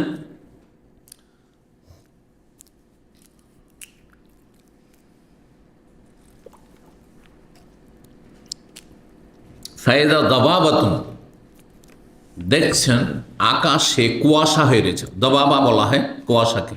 আজকাল যে রাস্তাগুলোতে আল-হাসার দিকে যখন যাবেন দামাম থেকে বেরিয়ে দবাব লেখা থাকে বা দবাব লেখা থাকে, ইংরেজিতে লেখা আছে আর আরবিতে লেখা আছে দবাব, মানে এই রাস্তাগুলোতে কুয়াশা থাকে। বিশেষ করে শীতকাল যখন কাছে আসে বা শীতকালে খুব কুয়াশা থাকে, আর যার ফলে যখন তখন এমন দুর্ঘটনা হয়, গত কয়েক বছর আগের ঘটনা, বেশি দিন না, একটা অ্যাক্সিডেন্ট হয়েছে এই কুয়াশায়। কারণ এই রাস্তাটা খুব চলতি রাস্তা, অনেকে দামামে থাকে, দামাম থেকে গিয়ে ওই আল-হাসা ডিউটি করে, আবকিক ডিউটি করে, আবার ওই দিক থেকে আল-হাসা আবকিক থেকে এসে দামামে ডিউটি করে। একটা গাড়ি আর একটা গাড়িকে ধাক্কা দিতে দিতে দিতে 50টি গাড়ি অ্যাক্সিডেন্ট হয়েছে। আমাদের একজন ট্যাক্সিওয়ালা ভাই এরপরে ট্যাক্সি চালাতেন, উনি নিজে তার একজন যার গাড়ি অ্যাক্সিডেন্ট হয়েছে, বলছে যে একের পর এক 50-এর বেশি গাড়ি যখন অ্যাক্সিডেন্ট, মরুন এসে করবেটা কি, বেশ সব মাফ, একেবারে এত কোথার থেকে এইসব করবে, নোট করবে, সব মাফ, সব নিজের নিজের গাড়ি নিয়ে চলে যাও, নিজের নিজের গাড়ি ঠিক করে নাও, এই হলো অবস্থা। তো দবাব কুয়াশাকে বলা হয়। আও সাহাবাতন, অথবা মেঘমালা, আকাশে দেখছি কুয়াশার মতো অন্ধকার হয়ে আছে। আর কেউ কেউ বলেছেন দবাব, দাবাবের শাব্দিক অর্থ এটা করলাম। আর কেউ বলছেন যে ওই শব্দটির পার্থক্য শুধু, কিন্তু ভাব অর্থ একই, যে আকাশে দেখছেন যে মেঘমালা হয়েছে, অথচ আকাশে মেঘ নেই। মদিনার আকাশে তখন মেঘ নেই, কিন্তু মেঘের মতো তিনি দেখছেন বাইরে বেরিয়ে। গাশিয়াথু, তার বাড়িটাকে ঢেকে আছে। মেঘ থাকলে গোটা মদিনাই থাকবে, কিন্তু তার বাড়ির ওপরে যেন মেঘ আকাশে ভাসছে। ফাজাকারাহুলিন নবী সাল্লাল্লাহু আলাইহি ওয়াসাল্লাম, নবী সাল্লাল্লাহু আলাইহি ওয়াসাল্লাম কাছে সকালে এসে আলোচনা করলি, ইয়া রাসূলুল্লাহ, ঘটনা রাত্রে এরকম ঘটেছে, তা আমি ভয়ে কোরআন তেলাওয়াত বন্ধ করে দিয়েছি। নবী সাল্লাল্লাহু আলাইহি ওয়াসাল্লাম বললেন, তুমি বন্ধ কেন করলে? বন্ধ না করলে সকাল হয়ে যেত এই অবস্থায়, আর গোটার মদিনাবাসী এটা দেখতে পেত। আল্লাহু আকবার। ফাকালা, তখন নবী সাল্লাল্লাহু আলাইহি ওয়াসাল্লাম বলে, সংক্ষেপে রয়েছে এখানে হাদিসটি, ইকরা ফুলান, তুমি তেলাওয়াত করতে থাকো বা তেলাওয়াত করতে থাকতে ভালো হইতো। ফাইন্নাহা সাকিনা, এটি হচ্ছে ওই যে তোমার বাড়ির ওপরে দেখছো মেঘমালা অথবা কুয়াশার মতো হয়ে আছে, ঢেকে আছে, সেটি হচ্ছে প্রশান্তি আল্লাহর পক্ষ থেকে, শান্তি নেমে এসছে, রহমত বরকত নেমে এসছে। নাজালাত লিল কোরআন, কোরআনের জন্য, কোরআন তেলাওয়াতের কারণে নেমে এসেছে। আও তানাজ্জালাত লিল কোরআন, নাজালাত বলেছেন অথবা তানাজ্জালাত, দুটোর মানে হচ্ছে অবতরণ করা, নেমে আসে। এই সাহাবীর নাম কেউ জানেন? আনসারি সাহাবী উসাইদ বিন হুদায়র রাদিয়াল্লাহু তাআলা। উসাইদ বিন হুদায়র একজন নেতৃস্থানীয় ব্যক্তি ছিলেন আনসারীদের রাদিয়াল্লাহু তাআলা। 3615 নম্বর হাদিস এটি। তাহলে সাহাবীর কারামত, আর সাহাবীর কারামত বা কোনো মুসলিমের কারামত নবী সাল্লাল্লাহু আলাইহি ওয়াসাল্লামের মুজিজা। কারণ এটা কিসের মাধ্যমে হাসিল হয়েছে একদিন বলেছি, কিন্তু নবী সাল্লাল্লাহু আলাইহি ওয়াসাল্লামের অনুসরণ কারণে সেটা তিনি হাসিল করেছেন। তিনি যদি নবী সাল্লাল্লাহু আলাইহি ওয়াসাল্লাম অনুসারী না হতেন তো এই মর্যাদা হাসিল হতো না। 3615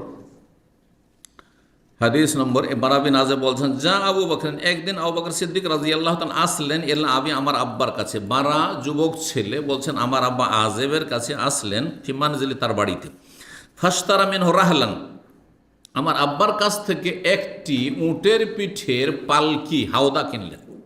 উটের পিঠের ওপর বসার জন্য যে একটা পালকির মতো তৈরি করা থাকে, দেখেছেন না, ওইটা কিনলেন।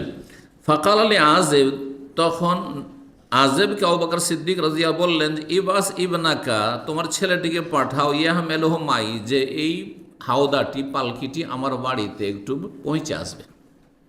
তাহলে ক্রেতা যদি বিক্রেতার কাছে এরকম শর্ত লাগায় যে আমি তোমার এই মাল সামান কিনলাম, কিন্তু আমার বাড়িতে একটু দিয়ে আসতে হবে, জায়েজ।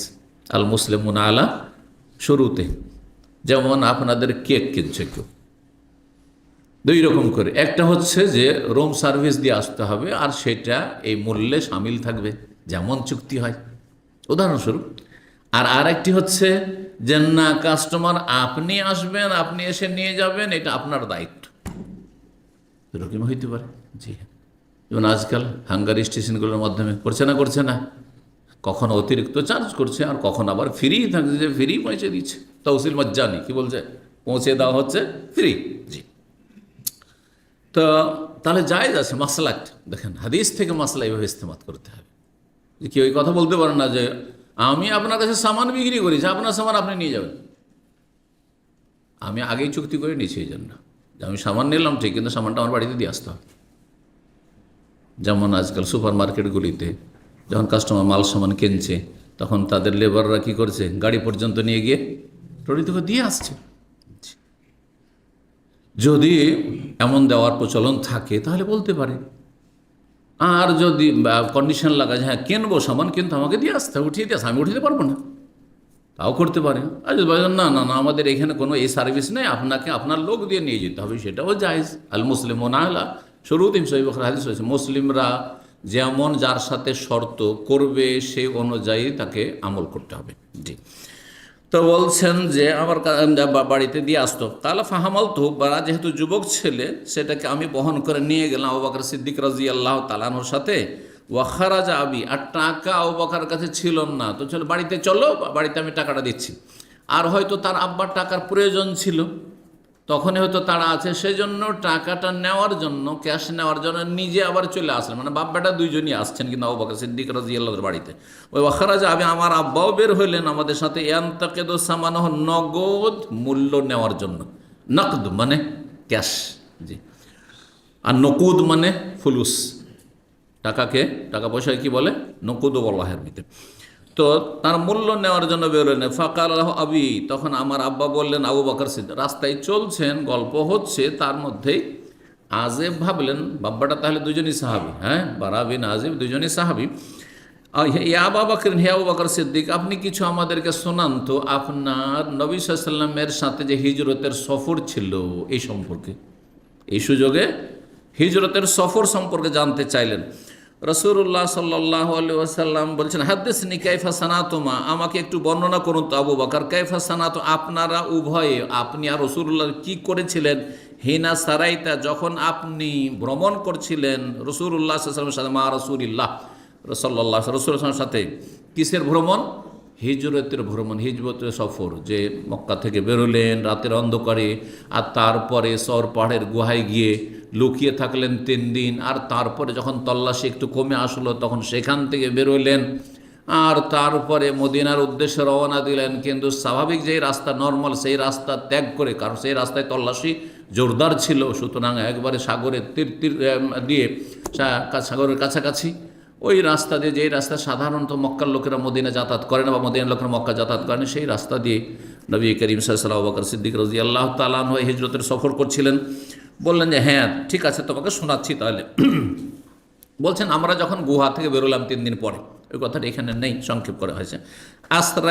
আসরাইনা লাইলাতানা ওয়া মিনাল গাদ, রাতে বেরোলাম, যখন গুহা থেকে বেরোলাম রাতে বেরোলাম, ওয়ামিনাল গাদ, আর তার পরের দিন সারাদিন চলতে থাকলাম, হাত্তা কামা কায়মু জাহিরা, একবারে দুপুর হয়ে গেল, তার মানে সন্ধ্যাবেলা যখন একটু অন্ধকার হয়ে গেছে, হ্যাঁ, তখনই নবী সাল্লাল্লাহু আলাইহি ওয়াসাল্লাম আর আবু বকর সিদ্দিক রাদিয়াল্লাহু তাআলা সৌর পাহাড়ের গুহা থেকে বেরিয়ে গেছেন।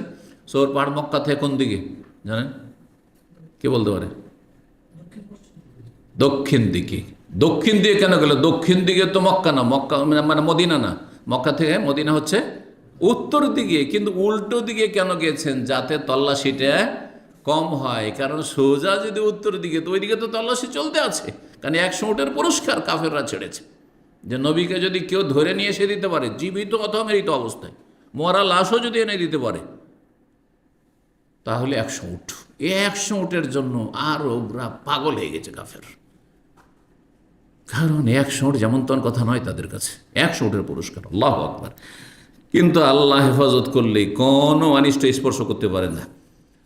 সারা রাত চলেছেন, কারণ তাড়াতাড়ি দূরে চলে যেতে হবে, মক্কা থেকে দূরে চলে যেতে হবে। সুতরাং এখানে কোনো জায়গায় থামা যাবে না, রাত কাটানো যাবে না, কারণ কোনো জায়গায় অবস্থান করলেই একটু কোনো আলো অথবা কোনো হদিস পেলেই দুশ্মনরা চলে আসবে, এসে আক্রমণ করবে। তারপরে সারাদিন চলেছেন, দুপুর হয়ে গেছে আর প্রচণ্ড রোদ। ওয়াখালাত তারিখ, রাস্তা এখন শূন্য, কারণ দুপুরবেলা সাধারণত এই মরুভূমিতে গরমের দিন কেউ পথ চলে না। লায়ামুর রফি আহাদ, কোনো মানুষকে দেখতে পাচ্ছি না, জনহীন প্রান্তর দেখছেন, কোনো মানুষ নেই। যখন দেখলাম, তখন আমরা দেখলাম যে একটি পাথর পড়ে আছে কোথাও, লম্বা পাথর। সেই পাথরটার ছায়া পাবো একটু, কারণ ছায়া ছাড়া তো কোথাও বিশ্রাম করা যাবে না, গাছপালা তো নেই আরব দেশে, বিশেষ করে মক্কা থেকে মদিনার রাস্তায়। ফারুফিয়াত লানা সাখরাতুন তাওয়িলা, আমাদের সামনে প্রকাশ পেল, দেখা দিল একটি লম্বা পাথর। জি, পাথরের চাটান, উঁচা হয়ে আছে, একবারে পাহাড় নয় কিন্তু উঁচা পাথর হয়ে আছে। টিলাহাজিল্লুন, তার কিছুটা ছায়া আছে। লাম তাতে আলিহা শামস, সেখানে রৌদ্র এসে পড়ে না, সেই জায়গাটি ছায়া হয়ে আছে। কিসের ছায়া? ওই পাথরটির ছায়া হয়ে আছে। ভাবলাম যে এখানে নবী সাল্লাল্লাহু আলাইহি সাল্লাম একটু বিশ্রাম করবেন, আর আমরা এখানে অবতরণ করি। ফান্নাজালনা ইনদাহু, সেখানে আমরা অবতরণ করলাম। ওয়াসাওয়াইতু লিন-নবী সাল্লাল্লাহু আলাইহি ওয়াসাল্লাম মাকানান বিয়াদি, আমি নিজ হস্তে নবী সাল্লাল্লাহু আলাইহি ওয়াসাল্লামের জন্য জায়গাটিকে সমতল করলাম, যাতে করে এখানে তিনি শুইতে পারেন, আরাম করতে পারেন। ইয়ানামু আলাইহি, ঘুমাতে পারেন নবী সাল্লাল্লাহু আলাইহি ওয়াসাল্লাম। ওয়া বাসাতু আলাইহি ফারওয়াতান, আর তারপরে সেই জায়গাটি সমতল করে দিয়ে সেখানে একটি চামড়ার চাদর বিছিয়ে দিলাম। ফারওয়া, আজকালকার এই যে শীতকালে যে আরবরা ব্যবহার করে, যেটা, এটার নাম কি? এখন এরা ফারওয়া বলে, এটা ফারওয়া বলে, যেটা আলেম ওলামারা ব্যবহার করে বা খতিবরা ব্যবহার করে, এটাকে বিস্ত বলছে। কি বলছে? বিস্ত বলছে। আর একটি সুন্দর আরবি আছে মিশলা, মিশলা লেখা আছে। এই দোকান বলি যে এখানে দোকান আছে, জামে মসজিদের পাশে এইগুলো দোকান আছে। কিন্তু যেটা শীতকালে ব্যবহার করা হয়, হ্যাঁ, মোটা হয়ে থাকে, সেই যুগে চামড়ার হইতো। সেই যুগে কিসের হইতো? চামড়ার। এখন কাপড় হয়েছে, পয়সা হয়েছে, মানুষ কাপড়ের তৈরি করেছে। আর ওই চামড়া, অত ভারী চামড়া কি আজকালকার বইমে, কিন্তু প্রথম দিকে কিন্তু চামড়ারই হইতো। তো বলছে চামড়ার সে ফারওয়া ছিল, মানে চাদর ছিল গায়ের, সেটা বিছিয়ে দিলাম যে ওর উপরে ঘুমাবেন। অকুল, তার আমি বললাম, নাম ইয়া রাসূলুল্লাহ, আপনি ঘুমিয়ে পড়ুন হে আল্লাহর রাসূল। ওয়া আনা আনফুযুলাকা মা হাওলাকা, আমি আপনার চারপাশকে পরিষ্কার পরিচ্ছন্ন ক্লিয়ার করছি, মানে দুশ্মন কোনো দিকে আছে নাকি আমি সজাগ থাকছি, আমি ঘুমাবো না, কিন্তু আপনি ঘুমান, আর আমি চারিদিকে আমি ঘুরে ঘুরে দেখছি যে কোথাও শত্রু আছে কিনা। জি, এখানে জায়গা পরিষ্কার করা ওদের নাফাজা আনফাজ, মানে ঝেড়ে ফেলছি, মানে আমি রাস্তা ক্লিয়ার করছি বা জায়গাটিকে আমি নিরাপদ আছে কিনা আমি সেটা আমি দেখছি। ফান্নামা, নবী সাল্লাল্লাহু আলাইহি ওয়াসাল্লাম ঘুমিয়ে পড়লেন। ওয়া খারাজতু আনফাজু মাহালহু, আর আমি বেরিয়ে পড়লাম আশেপাশে দেখার জন্য, যাতে করে আশেপাশে কোনো শত্রু না থাকে। ফায়দা আনা বিরাইন মুকবিলিন বিগানামি, হঠাৎ করে দেখছি যে একজন রাখাল, সে তার মেষের পাল নিয়ে এগিয়ে আসছে এলা সাখরাতে, ওই পাথরটির উদ্দেশ্যে, যেই পাথরের পাশে ছায়াতে রাসূলুল্লাহ বিশ্রাম করছেন, ওইখানেই উদ্দেশ্য করে ওই রাখালটি আসে। রাখালও খুব ক্লান্ত হয়ে গেছে সারাদিন মেষ চড়িয়ে। জি, মেষ বুঝেন তো? মেষ মানে ওই যে ভেড়া ভেড়ি আমরা বলি যে, হ্যাঁ, জি। তো গানাম সাধারণত মেষকে বলা হয়। জি, আর তার মধ্যে বকরিও সামিল করা যেতে পারে আম ব্যাপক অর্থে। উদ্দেশ্য ওই রাখালের কি ছিল? ইউরিদু মিনহা মিসলাল্লাযী আরাদনা, তার উদ্দেশ্য সেটাই ছিল যেই উদ্দেশ্যে আমরা এখানে এই পাথরের পাশে এসে আশ্রয় নিয়েছি। কি জন্য?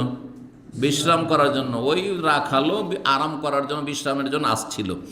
ফাকুল, তো আমি তখন জিজ্ঞেস করলাম রাখালকে, লেমান আনতা ইয়া গোলাম, হে গোলাম, তুমি কার চাকর? হ্যাঁ, তোমার মালিক কে, মনিব কে? ফাকালা, কারণ জিজ্ঞাসা করতে হবে, হতে পারে যে মক্কার কোনো গোয়েন্দা হইতে পারে, হ্যাঁ, যে বকরি চড়াইতে চড়াইতে এখানে চলে এসছে আর খবর দিয়ে দিবে, এটাও তো হইতে পারে।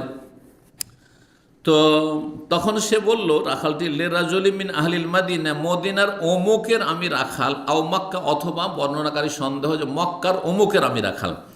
কুলতু, তখন আমি বললাম, আফি গানামেকা লাবানুন, তোমার এই মেষগুলির কোনো দুধ টুধ হচ্ছে, দুধ আছে?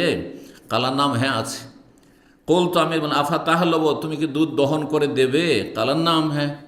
জি, ওই যুগে ফ্রি দুধ দেওয়া, আমরা যখন ছোট ছিলাম দুধ বিক্রি হইতো না। এই যুগ কেউ পেয়েছেন? পাননি। তার মানে আপনাদের মধ্যে আমি বেশি মুরব্বী না। আমরা গ্রামে গঞ্জে চোখের সামনে দুধ 1 টাকা কিলো কেনা শুরু হলো, এটা আমরা বড় হয়ে সাবালক হওয়ার পর দেখেছি। কেউ দুধ কিনতো না, গ্রামে দুধ কেনা বেচা হইতো না। ধরেন বাড়িতে কুটুম এসছে, আত্মীয় স্বজন আছে, বিয়ে শাদী এসছে, আর ওই যারা কৃষি কাজ করে তাদের কিছু জন মজুর আছে, তারা কি করে, পোয়াল পালা, পোয়াল বুঝেন কি না? ওই যে আপনার ধানের যে ধান মাড়ার পর যা হয়, কি বলেন? জি, এক তো হয় আপনার যেগুলো আটি বেঁধে রাখে সেগুলো, আর একটা হয় যে দাই মাড়ার পরে যেটা হয় সেটা পোয়াল বলি আমরা। তো এগুলো পালা দিচ্ছে, তখন অনেকগুলি লেবার হয়েছে, ধুমধাম, তো সবকে খাওয়াবে। তো এখন দুধ লাগবে 5 কিলো, 10 কিলো, 15 কিলো দুধ লাগবে। বাড়িতে বিয়ে শাদী আছে, 10-20 কিলো দুধ লাগবে। সব যত বাড়িতে গাই আছে সবাইকে বলে চলে এসেছে, কালকে দুধটা আমাদেরকে দিও, কালকে আমাদের দুধটা দিও। বাড়ি এসে দুধে ভর্তি হয়ে গেছে। দুধ কেনাকিনি ছিল না। দুধ বিক্রি করা ধনী লোকেরা নয়, সাধারণ যারা সাধারণ গৃহস্থ, একবারে হ্যাঁ নিম্নমানের গৃহস্থ, তারাও দুধ বিক্রি করাটাকে আইবের বিষয় মনে করতে হয়েছে। ছোট লোক দুধ বিক্রি করে খায়, ছোট লোক মনে করা হয়তো, চোখের সামনে দেখেছি। আর তারপর এখন বড় বড় ধনীরাও যদি গাভী পুষিয়ে দুধ বিক্রি করে, কোনো লজ্জা নেই। এই আমাদের জীবনে এত পরিবর্তন, মানুষের মাঝে, সমাজে এত পরিবর্তন। তখনকার যুগে একটা কি ছিল, সামাজিক একটা সম্প্রীতি, ভালোবাসা ছিল, যে আমরা আজকে দুধ দিয়ে সহযোগিতা করলাম, হ্যাঁ ওরা আমাদের যখন এরকম প্রয়োজন পড়বে তারা দেবে, কোনো পয়সা নেওয়া নেই না। জি,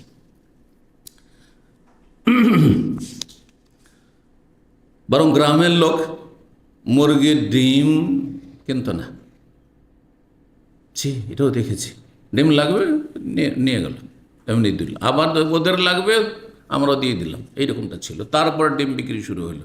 হ্যাঁ, বাইরের ওই যে ডিম কেনার জন্য যে ফেরিওয়ালারা আসে, হ্যাঁ ডিম করে গ্রামে গ্রামে ঘুরে ওদের কাছে বিক্রি করতে গরিব মানুষরা। কিন্তু এমনি যারা মোটামুটি গৃহস্থ লোক, তারা ডিম কারোর লাগবে নিজের বাড়িতে খাচ্ছে, আর তারপর কারোর লাগবে দিয়ে দিল, আবার ওদের কাছ থেকে নিয়ে নিল, এইভাবে। সুবহানাল্লাহ। তো মানুষের পরিবর্তন। তো এইটা যদি আজকে থেকে 40 বছর আগে এরকম থেকে থাকে, তো 1400 বছর আগে কি আর ওই দুধ বিক্রি করার সেন্স ছিল যে দুধ বিক্রি, পয়সা দাও তাহলে দুধ দেবো? না, ফ্রি দুধ বকরির পাল থেকে, মেষের পাল থেকে। তো বলছে, তোমার দুধ আছে, তোমার ছাগলের বা মেষের? কালার নাম, হ্যাঁ আছে। কুলতু আফা তাহলব, দুধ দহন করে দেবে? আবু বকর বলছেন, কালার নাম, হ্যাঁ অবশ্যই দুধ দহি দিচ্ছি।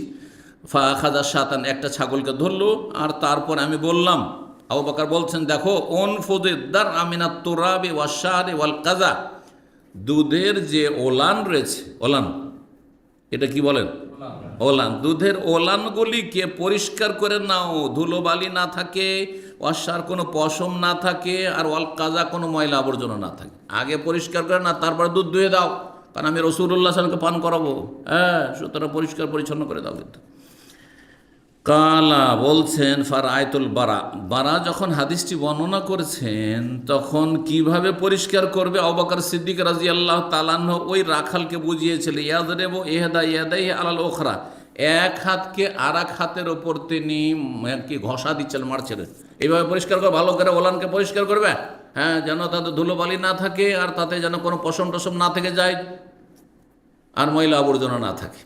তো এক হাত আর এক হাতের সাথে তিনি মলছিলেন বা মারছিলেন, ইয়ানফোজো ঝেড়ে ফেলছিলেন।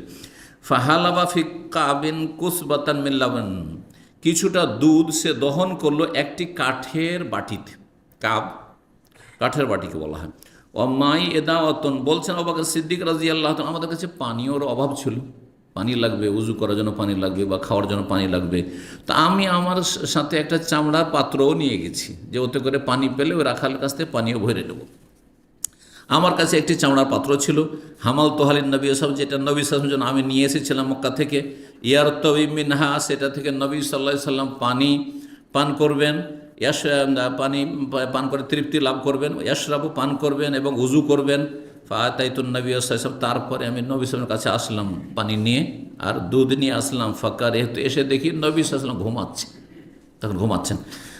ফাকারিহতু আন উকিযাহু, তখন জাগানোটা আমি পছন্দ করলাম না, যে নবী সাল্লাল্লাহু ঘুমটাকে ভাঙিয়ে দেবো, না না এটা করবো না, তাহলে অপেক্ষা করি। ফাওয়াফাকতু হিনা ইস্তাইকায, অপেক্ষা করলাম, যখন তিনি জাগলেন তখন তার কাছে গেলাম আর গিয়ে ফাসাবাবতু মিনাল মা, পানি ঢাললাম, আলাল লাবানে, দুধে। তাহলে দুধে পানি মিশালে ক্ষতি যেটা থাকে, দুধের ক্ষতির আশঙ্কা থাকে, সেটা হয় না। অনেকের লিভার অত শক্তিশালী থাকে না, খাঁটি দুধ খেলে পেট খারাপ হয়ে যাবে হয়তো। যাদের পেট দুর্বল আছে তারা বুঝে, 2-4 দিন কন্টিনিউ দুধ খেলে ওর পেট খারাপ হয়ে যাবে। হ্যাঁ, কারণ যে হজম শক্তিটা দুর্বল তার, বা লিভারের শক্তি দুর্বল, লিভার ফাংশন। ওতে যদি পানি মিশিয়ে দেন তাহলে কি হয়ে যাবে, ওর ক্ষতিটা হালকা হয়ে যাবে। আর তারপরে পানি মিশালে দেখেন, পানি মিশে বিক্রি করবেন না, কিন্তু আপনি নিজে যখন পান করবেন তখন আপনার মতো করে, যেমন লাবান এখানে যখন আমরা কিনছি, অনেকে পানি মিক্স করে আমরা পান করছি। জি, তারপরে অনেকে ওতে 7 আপ মিক্স করছেন। জি, সেটা জেনে নিতে হবে লাভ আছে না লস আছে, কিন্তু অনেকে করে। অনেকে দুধের সাথে 7 আপ মিক্স করে পান করে আর বলে তাতে লাভ আছে। একজন পাকিস্তানি হেকিম আমাদের ইসলামিক সেন্টারে এসেছিল, সে জিজানে থাকতো, একজন দায়ীও ছিল, জানি না এখন আছে কি না।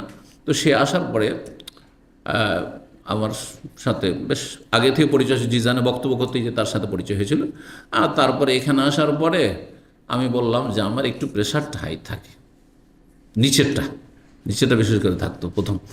তো বলছে যে এটা আপনার প্রেশার না হাকিম, এটা আপনার পেট গরম থাকে, পেটে গ্যাস থাকে, অথবা পেটটা যখন গরম থাকে, যত পেট গরম হবে তত নিচের যে প্রেশারটা আছে ওইটা হাই দেখাবে। তো পেটকে আপনাকে সবসময় ঠান্ডা রাখতে হবে। ঠান্ডা বলছি, এক্ষুনি আপনার ঠান্ডা করে দিচ্ছি।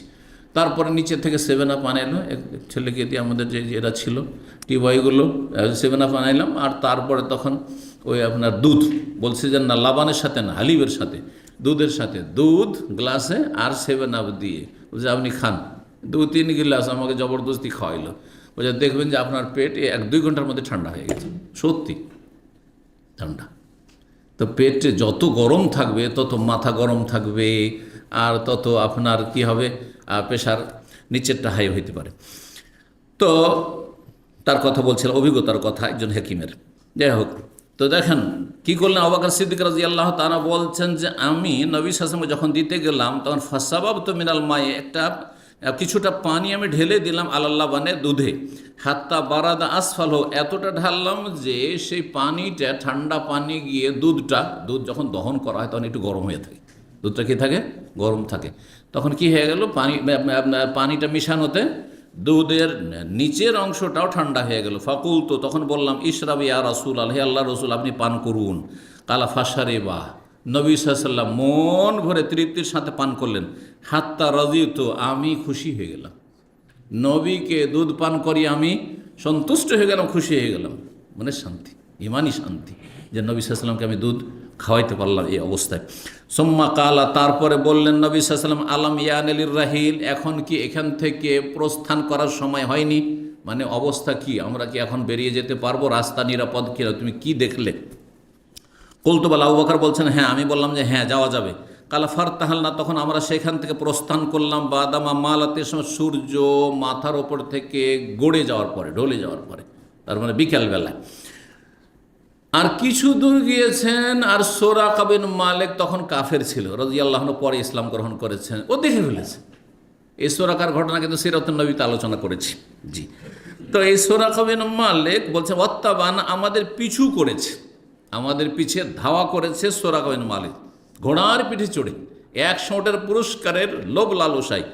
ফাকুল, তো তখন আমি বললাম উতিনা ইয়া রাসূলুল্লাহ, আমাদের ওপর কিন্তু হামলা করে দেওয়া হয়েছে, আমাদের পিছনে ছুটেছে শত্রু, কিন্তু উতিনা মানে আমাদের কাছে শত্রু দল বা শত্রু এসে গেছে। ফাকাল, নবী সাল্লাল্লাহু আলাইহি ওয়াসাল্লাম ঈমান, জি বলছেন লা তাহজান, চিন্তা করো না, ইন্নাল্লাহ মান, আল্লাহ আমাদের সাথে আছে। এই কথাটি সূরায়ে তওবাতে রয়েছে। এই সওর পাহাড়ের গুহার ঘটনা সংক্ষেপে কোরআনে কারিমে বর্ণনা করা হয়েছে। সানিয়া আসনাইন নেই, দুইজন যে সফরে ছিলেন, দুইজনের দ্বিতীয় ছিলেন নবী সাল্লাল্লাহু আলাইহি ওয়াসাল্লাম, একজন আবু বকর। ঈদ হুমা ফিল গার, যখন তারা কি ছিলেন, উভয়ে ছিলেন গুহায়। কোন গুহায়? সওর পাহাড়ের গুহায়। ঈদ ইয়াকুলু লিসাহাবিহি, যখন চারিদিকে ঘুরছে, দুশমনরা তলাশ করছে, এদিক ওদিক দেখছে, কিন্তু এইভাবে শুয়ে বসে দেখছে না। বসে দেখলে কিন্তু দেখতে পায়, পায়ের তলার দিয়ে একটু যদি নজর দেয় তাহলে দেখে নেবে। কিন্তু সওর পাহাড়ের গুহায় আমি উঠেছি, ছাত্র জীবনে উঠেছি, এখন আর উঠবো না, কারণ ওঠা সম্ভব নয় মনে হয়। ছাত্র জীবনে উঠেছিলাম 1990-তে সম্ভবত হবে, তারপরে 2 ঘন্টার বেশি লেগেছিল, 2 ঘন্টার বেশি।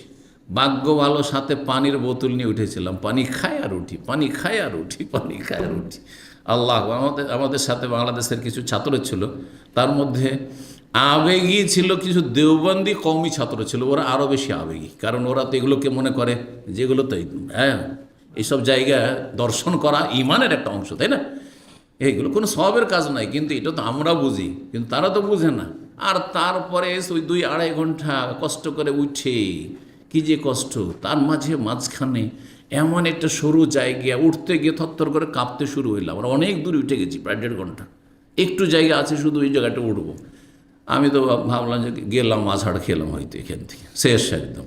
কিন্তু আল্লাহ উঠিয়েই দিলেন, সবাই উঠে গেছে, দেখছি অনেকে উঠে গেছে, আমিও আছি, পিছন দিকে আছি, কারো কিছু আগে আছে, কিছু পরে আছে। উঠলাম, একদল ছিলাম, 10-15 জন হবে না। তারপরে উঠে গিয়ে সেখানে একবার নিচেও বসেও দেখলাম, ওখানে ভিতরে ঢুকে বসেও দেখলাম, যেটাকে বলা হচ্ছে যে এটা হচ্ছে আনুমানিক সেই সওর পাহাড়ের গুহা। মানে একাধিক আছে ওইখানে, 2টো আছে, কেউ বলছে এটা, কেউ বলছে ওইটা, কিন্তু অধিকাংশ লোকের বলছে এটাই হচ্ছে সেই সওর পাহাড়ের গুহা। আর তারপরে যে এই হাটহাজারি পড়া 2 জন হুজুর মদিনা ইউনিভার্সিটির ছাত্র ছিল, মদিনা ইউনিভার্সিটি তো সব হুজুর হয়েই আছে, মানে দেশ থেকে ওরা ফারিগ হয়েই আছে, বুঝতে পারছেন না? তো এরা ছিল হাটহাজারি, যেহেতু দেওবন্দি, আর ওদের মধ্যে তো বিদআত আর আবেগ বেশি কাজ করে, ধর্মীয় আবেগ। আর যে সম্মিলিত মোনাজাত ধরলো আর কাঁদতে শুরু করলো, কেঁদে কেঁদে খুব মোনাজাত করলো। এখানে সুন্নাত না বেদাত? কাজটি বিদাত, এতে কোনো সন্দেহ নেই, কাজটি বিদাত। যেখানে আপনি দোয়া করবেন, মোনাজাত করবেন, আর ওই হেরা পাহাড়ে জাবালের নূরে গিয়ে সব লাইন ধরে যাই নামাজ বিছানো আছে, নামাজ পড়ছে আর বেরোচ্ছে, নামাজ পড়ছে আর বেরোচ্ছে, এই আর এক বিদাত সেখানে দেখলাম। যদি আমরা আলহামদুলিল্লাহ নামাজ পড়িনি, ওখানে নামাজ পড়িনি। তো যাই হোক, হাদিসটা শেষ করি, সময় এগিয়ে গেছে। নবী সাল্লাল্লাহু কি বললেন? লা তাহজান, আবু বকর চিন্তা করিও না, ইন্নাল্লাহ, মানে আল্লাহ আমাদের সাথে আছেন। কিভাবে আল্লাহ রক্ষা? আল্লাহ বলেছেন মক্কা থেকে হিজরত করো, আল্লাহ বলেছেন রাতের অন্ধকারে বেরিয়ে পড়ো, আল্লাহ বলেছেন যে যাও এই সওর পাহাড়ের গুহায় আশ্রয় নাও, আল্লাহ বলছে এই রাস্তা ধরো। তাহলে আল্লাহ হেফাজত করবে, আমাদের কিসের চিন্তা আছে? আমাদের কাজ হচ্ছে আমল করা, যেদিকে আল্লাহ যেতে বলছেন সেদিকে যাব। আল্লাহ আমাদেরকে বলছেন যা হিজরত করে মদিনায় যেতে হবে, অন্য জায়গায় বলেননি। কারণ নবী হিজরতের আগে স্বপ্ন দেখানো হয়েছিল, তো সেই স্বপ্নের তাবিরে কল্পনা জল্পনায় ছিলেন যে হয়তো সেটি ইয়ামামা, মানে আল খারাজ এলাকা, তখন সেই এলাকা খুব সুখী এলাকা ছিল, সমৃদ্ধ এলাকা ছিল। আর না হলে হাজার, মানে আলহাসা এলাকা, সেটা খুব সমৃদ্ধ এলাকা, বাগানের এলাকা ছিল। দেখেন আল খারাজও খেজুরের বাগান আছে, আর আপনার এই আলহাসাতেও খেজুরের বাগান আছে, ফসল খুব হয় এখানে। তো নবী সাল্লাল্লাহু আলাইহি ওয়াসাল্লাম এইসব কল্পনা করেছিলেন, কিন্তু পরে দেখলেন যে না, যখন আল্লাহ নির্দিষ্ট করে দিলেন যে তোমার হিজরত কোথায় হবে, ইয়াসরিব, মানে মদিনায় হবে, মদিনার প্রাচীন নাম ইয়াসরিব। জি, হাদিস আসবে এটি। তো নবী সাল্লাল্লাহু আলাইহি ওয়াসাল্লাম বলে চিন্তা করিও না। ফাদা আলিহিন নবী, যখন দেখছে যে সে চলে এসছে একবারে কাছাকাছি হামলা করার জন্য, ধরার জন্য, নবী সাল্লাল্লাহু আলাইহি ওয়াসাল্লাম তার উপর বদদোয়া করে দিলেন, অভিশাপ দিলেন যে আল্লাহ তার অনিষ্ট থেকে রক্ষা করো, তাকে তাকে প্রতিহত করো তুমি, এই দোয়া করলেন। ফারতাতামাদ বেহি ফারাসো, তখন তার ঘোড়া মাটিতে গেড়ে গেল, পুঁতে গেল, ধসে গেল, যেটাই বলেন না কেন, এর তাতামাদ। হঠাৎ করে ঘোড়া একবার, অথচ শক্ত মাটি, বলছেন কতটা ধসেছিল, মানে মাটিতে ঢুকেছিল তার ঘোড়া, এলাবাত না, পেট পর্যন্ত। সামান্য একটু নয় যে কোনো জায়গায় হয়তো একটু নরম মাটি আছে বা কিছু, নরম মাটি তো ছিলই না, সব পাথর শক্ত। তারপরে একবারে পেট পর্যন্ত গোট, তাহলে 4টা পা একবারে পুরো মাটিতে ধসেই গেছে, ঢুকেই গেছে। ওরা বলছেন বর্ণনাকারী যে আমার বিশ্বাস ফি জালাদি মিনাল, আর সেই জায়গাটি খুব মজবুত জায়গা, শক্ত জায়গা ছিল, তারপরও সেখানে ঘোড়া একবারে পেট পর্যন্ত মাটিতে গেড়ে গেছে। জোহাইরের সন্দেহ এই বর্ণনাটিতে যে শক্ত মাটি ছিল কেন। ফাকাল ইন্নি ওরা কোমা কাদ্দাও তোমা আলাইয়া, তখন সোরা কাজে দেখলো যে আমার ঘোড়ার তো অবস্থা খারাপ, এমন হেপুইতে গেছে তো ঘোড়া তো উঠতেই পারছে না। তখন সে বলছে যে আমি বিশ্বাস করি যে তোমরা দুইজনে আমার ওপর বদদুয়া করেছো, অভিশাপ দিয়েছো। জি, বিশ্বাস, কাফেরেরও বিশ্বাস ছিল যে বদদুয়া নবী মোহাম্মদ দিলে সাল্লাল্লাহু আলাইহি ওয়াসাল্লাম কবুল হয়ে যাবে। জি, ফাদু আলী, সুতরাং তোমরা আমার জন্য দোয়া করো যে আল্লাহ আমাকে রক্ষা করুক, আমি যেন ধ্বংস না হয়ে যাই। ফাল্লাহু লাকুমা আন আরুদ্দা আনকুমা তালাব, আল্লাহর সাথে আমি ওয়াদা করছি যে ফাল্লাহু লাকুম, আল্লাহ তোমাদেরকে রক্ষা করুন বা ভাইকে রক্ষা করুন আপনাদেরকে। আন আরুদ্দা আনকুমা তালাব, আপনাদের এতটুকু আমি উপকার করব, আমার জন্য একটু ভালো দোয়া করে দেন যাতে আমি এই বিপদে রক্ষা পাই আর এই আযাব থেকে, শাস্তি থেকে রক্ষা পাই। যে আপনাদের থেকে শত্রু দল যারা আপনাদের খোঁজ করে বেড়াচ্ছে তাদেরকে ফিরিয়ে দেব, ওয়াদা করে। আর কাফেররা তখনকার যুগে তারা সাদাসিধা জীবনযাপন, কথা তো কথা, মিথ্যা কথা বলতো না, ধোঁকাবাজি করতো না, গাদ্দারি করতো না। আজকালকার মানুষরা হয়ে গেছে মৃত্যু, বেঈমান, গাদ্দার, কথা বলছেন, কিন্তু এগুলো ছিল না তাদের মধ্যে। কথা কথা বলে দিয়েছি যে আমি তো আক্রমণ আর করবই না, কিন্তু আর কাউকে আসতেও দেবো না, যে আসবে তাকে ফিরিয়ে দেবো। তারপরে সোরাকার সাথে বহু লোকের দেখা হয়েছে, সবাই তলাশ করছে 100 উটের পুরস্কার নেওয়ার জন্য। সবাইকে বলে যে কি কোথায় যাচ্ছ? আরে মোহাম্মদকে ধরতে যাচ্ছি, আবু বকরকে ধরতে যাচ্ছি। বলছে যেও না, এদিক পুরো আমার দেখা হয়ে গেছে, তোমাদের গিয়ে লাভ হবে না, যথেষ্ট আমি দেখে চলে এসেছি, লাভ নেই। ঘুরিয়ে দিয়ে সবকে ওখান থেকে রাস্তা থেকে ফিরিয়ে দিয়েছে। জি, এই কাজ করেছে। বলছেন ফাদা আল্লাহুন নবী সাল্লাল্লাহু, তখন সোরাকার জন্য নেক দোয়া করলেন, ফানাজা, সে মুক্তি পেয়ে গেল, তখন ঘোড়াটা উঠে গেল। অন্য হাদিসে রয়েছে বা সিরাতের কিতাবে রয়েছে তিনবার, তৃতীয়বারে পুরোটা ধসেছে। প্রথমে একটু হোঁচট খেয়েছে, পড়ে গেল না, তারপরও সে লোভ লালসা বরদাস্ত করতে পারছে না, আবার চেষ্টা করলো, আবার কিছুটা ধসে গেল, আবার উঠাইলো কোনো করে, আবার দৌড় দিল, হামলা করলো, কিন্তু শেষ পর্যন্ত যখন পেট পর্যন্ত ধসেই গেছে তখন সে বুঝতে পেরেছে না, উপায় নেই।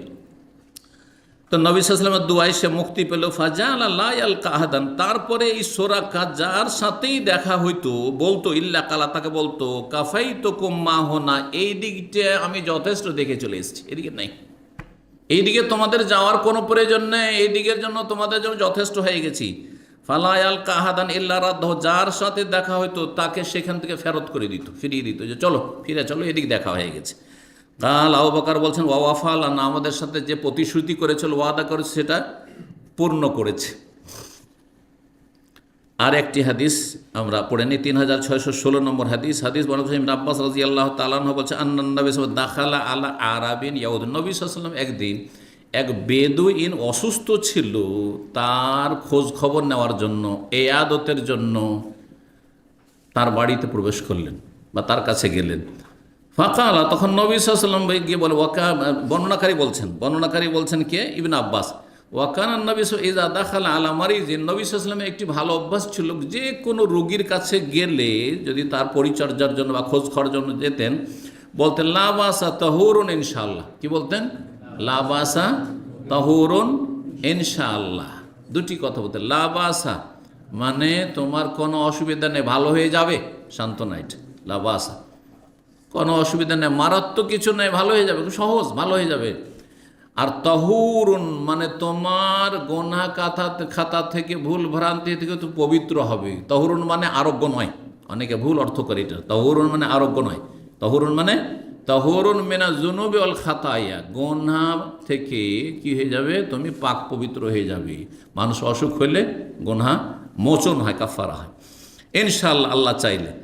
ফাকাল আল্লাহু, নবী সাল্লাল্লাহু আলাইহি ওয়াসাল্লাম সেই অভ্যাস মতোই ওই রুগীকে, যে বেদুইন, কিন্তু বেদুইন অসভ্য, শিক্ষা নেই, দীক্ষা নেই, সভ্যতা নেই, আর সে আর কি বুঝে মানুষের মান সম্মান। লা বাসা তাহুরুন ইনশা, নবী সাল্লাল্লাহু আলাইহি ওয়াসাল্লাম বললেন লা বাসা তাহুরুন ইনশাআল্লাহ, চিন্তা করিও না, তোমার গুনাহ খাতা মোচন হবে আল্লাহ চাইলে। কাল তখন বেদুইন রেগে গেছে, বেদুইন জ্বরে থরথর করে কাঁপছে। সে রেগে গিয়ে বলছে কুলতা তাহুরুন, আপনি বলছেন যে আমার গুনাহ খাতা মাফ হোক? কাল্লা, কোশ্চিন কালেও না, আমি এটা চাই না, কারণ আমি আর বরদাস্ত করতে পারি, বরদাস্তের বাইরে। বালিয়া হোম্মা তাফুর, এমন জ্বর যে সেই জ্বর টকবক করে ফুটছে, শরীরে মনে হচ্ছে আমার জ্বরের তাপ কি হয়েছে, টকবক করে ফুটছে। তাফুরও বলেছেন আও তাসুরও বলেছেন, দুটোর মানেই টকবক করে ফুটছে।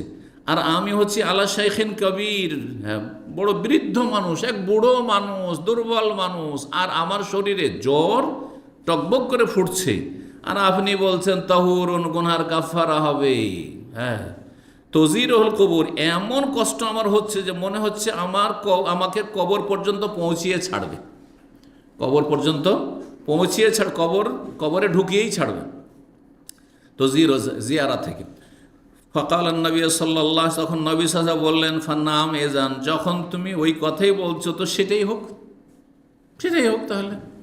নবী সাল্লাল্লাহু আলাইহি সাল্লাম ভালো তাকে সুসংবাদ দিলেন যে ভালো হয়ে যাবে, চিন্তা করিও না, জ্বর হয়েছে, আর গুনহার কাফারা যেটুকু হয়েছে এতে গুনহার কাফারা হবে, সেটাকে তাকে কি নিতে, পজিটিভ নিতে হইতো, এবং আল্লাহ সম্পর্কে সুধারণা রাখতে হইতো, রসুল সাল্লাল্লাহু আলাইহি ওয়াসাল্লামের দোয়া সম্পর্কে সুধারণা রাখতে হতো। সে কি করলো, নেগেটিভ নিল, যে কি বলছেন আপনি, আমার বরদাস্তের বাইরে, আমার শরীরে মনে হচ্ছে মানে তাপ টকবক করে পড়ছে, মনে হচ্ছে আগুন জ্বলছে এই জ্বরে, আর আমি বুড়ো মানুষ, আর আপনি লাবাসা তাহুরুন ইনশাআল্লাহ বলছেন। তখন নবী সাল্লাল্লাহু আলাইহি বললেন যে তুমি যেমন ধারণা করছো তেমনটাই হবে। যেমন ধারণা করছো, ধারণা কি করেছে, যে আমার মনে হচ্ছে টকবক করে ফুটছে আগুন আমার শরীরে, আর আমি মনে হয় কবর পর্যন্ত পৌঁছেই যাব, তো সে মরেই গেল, লোকটি আর বাঁচতে পারল না।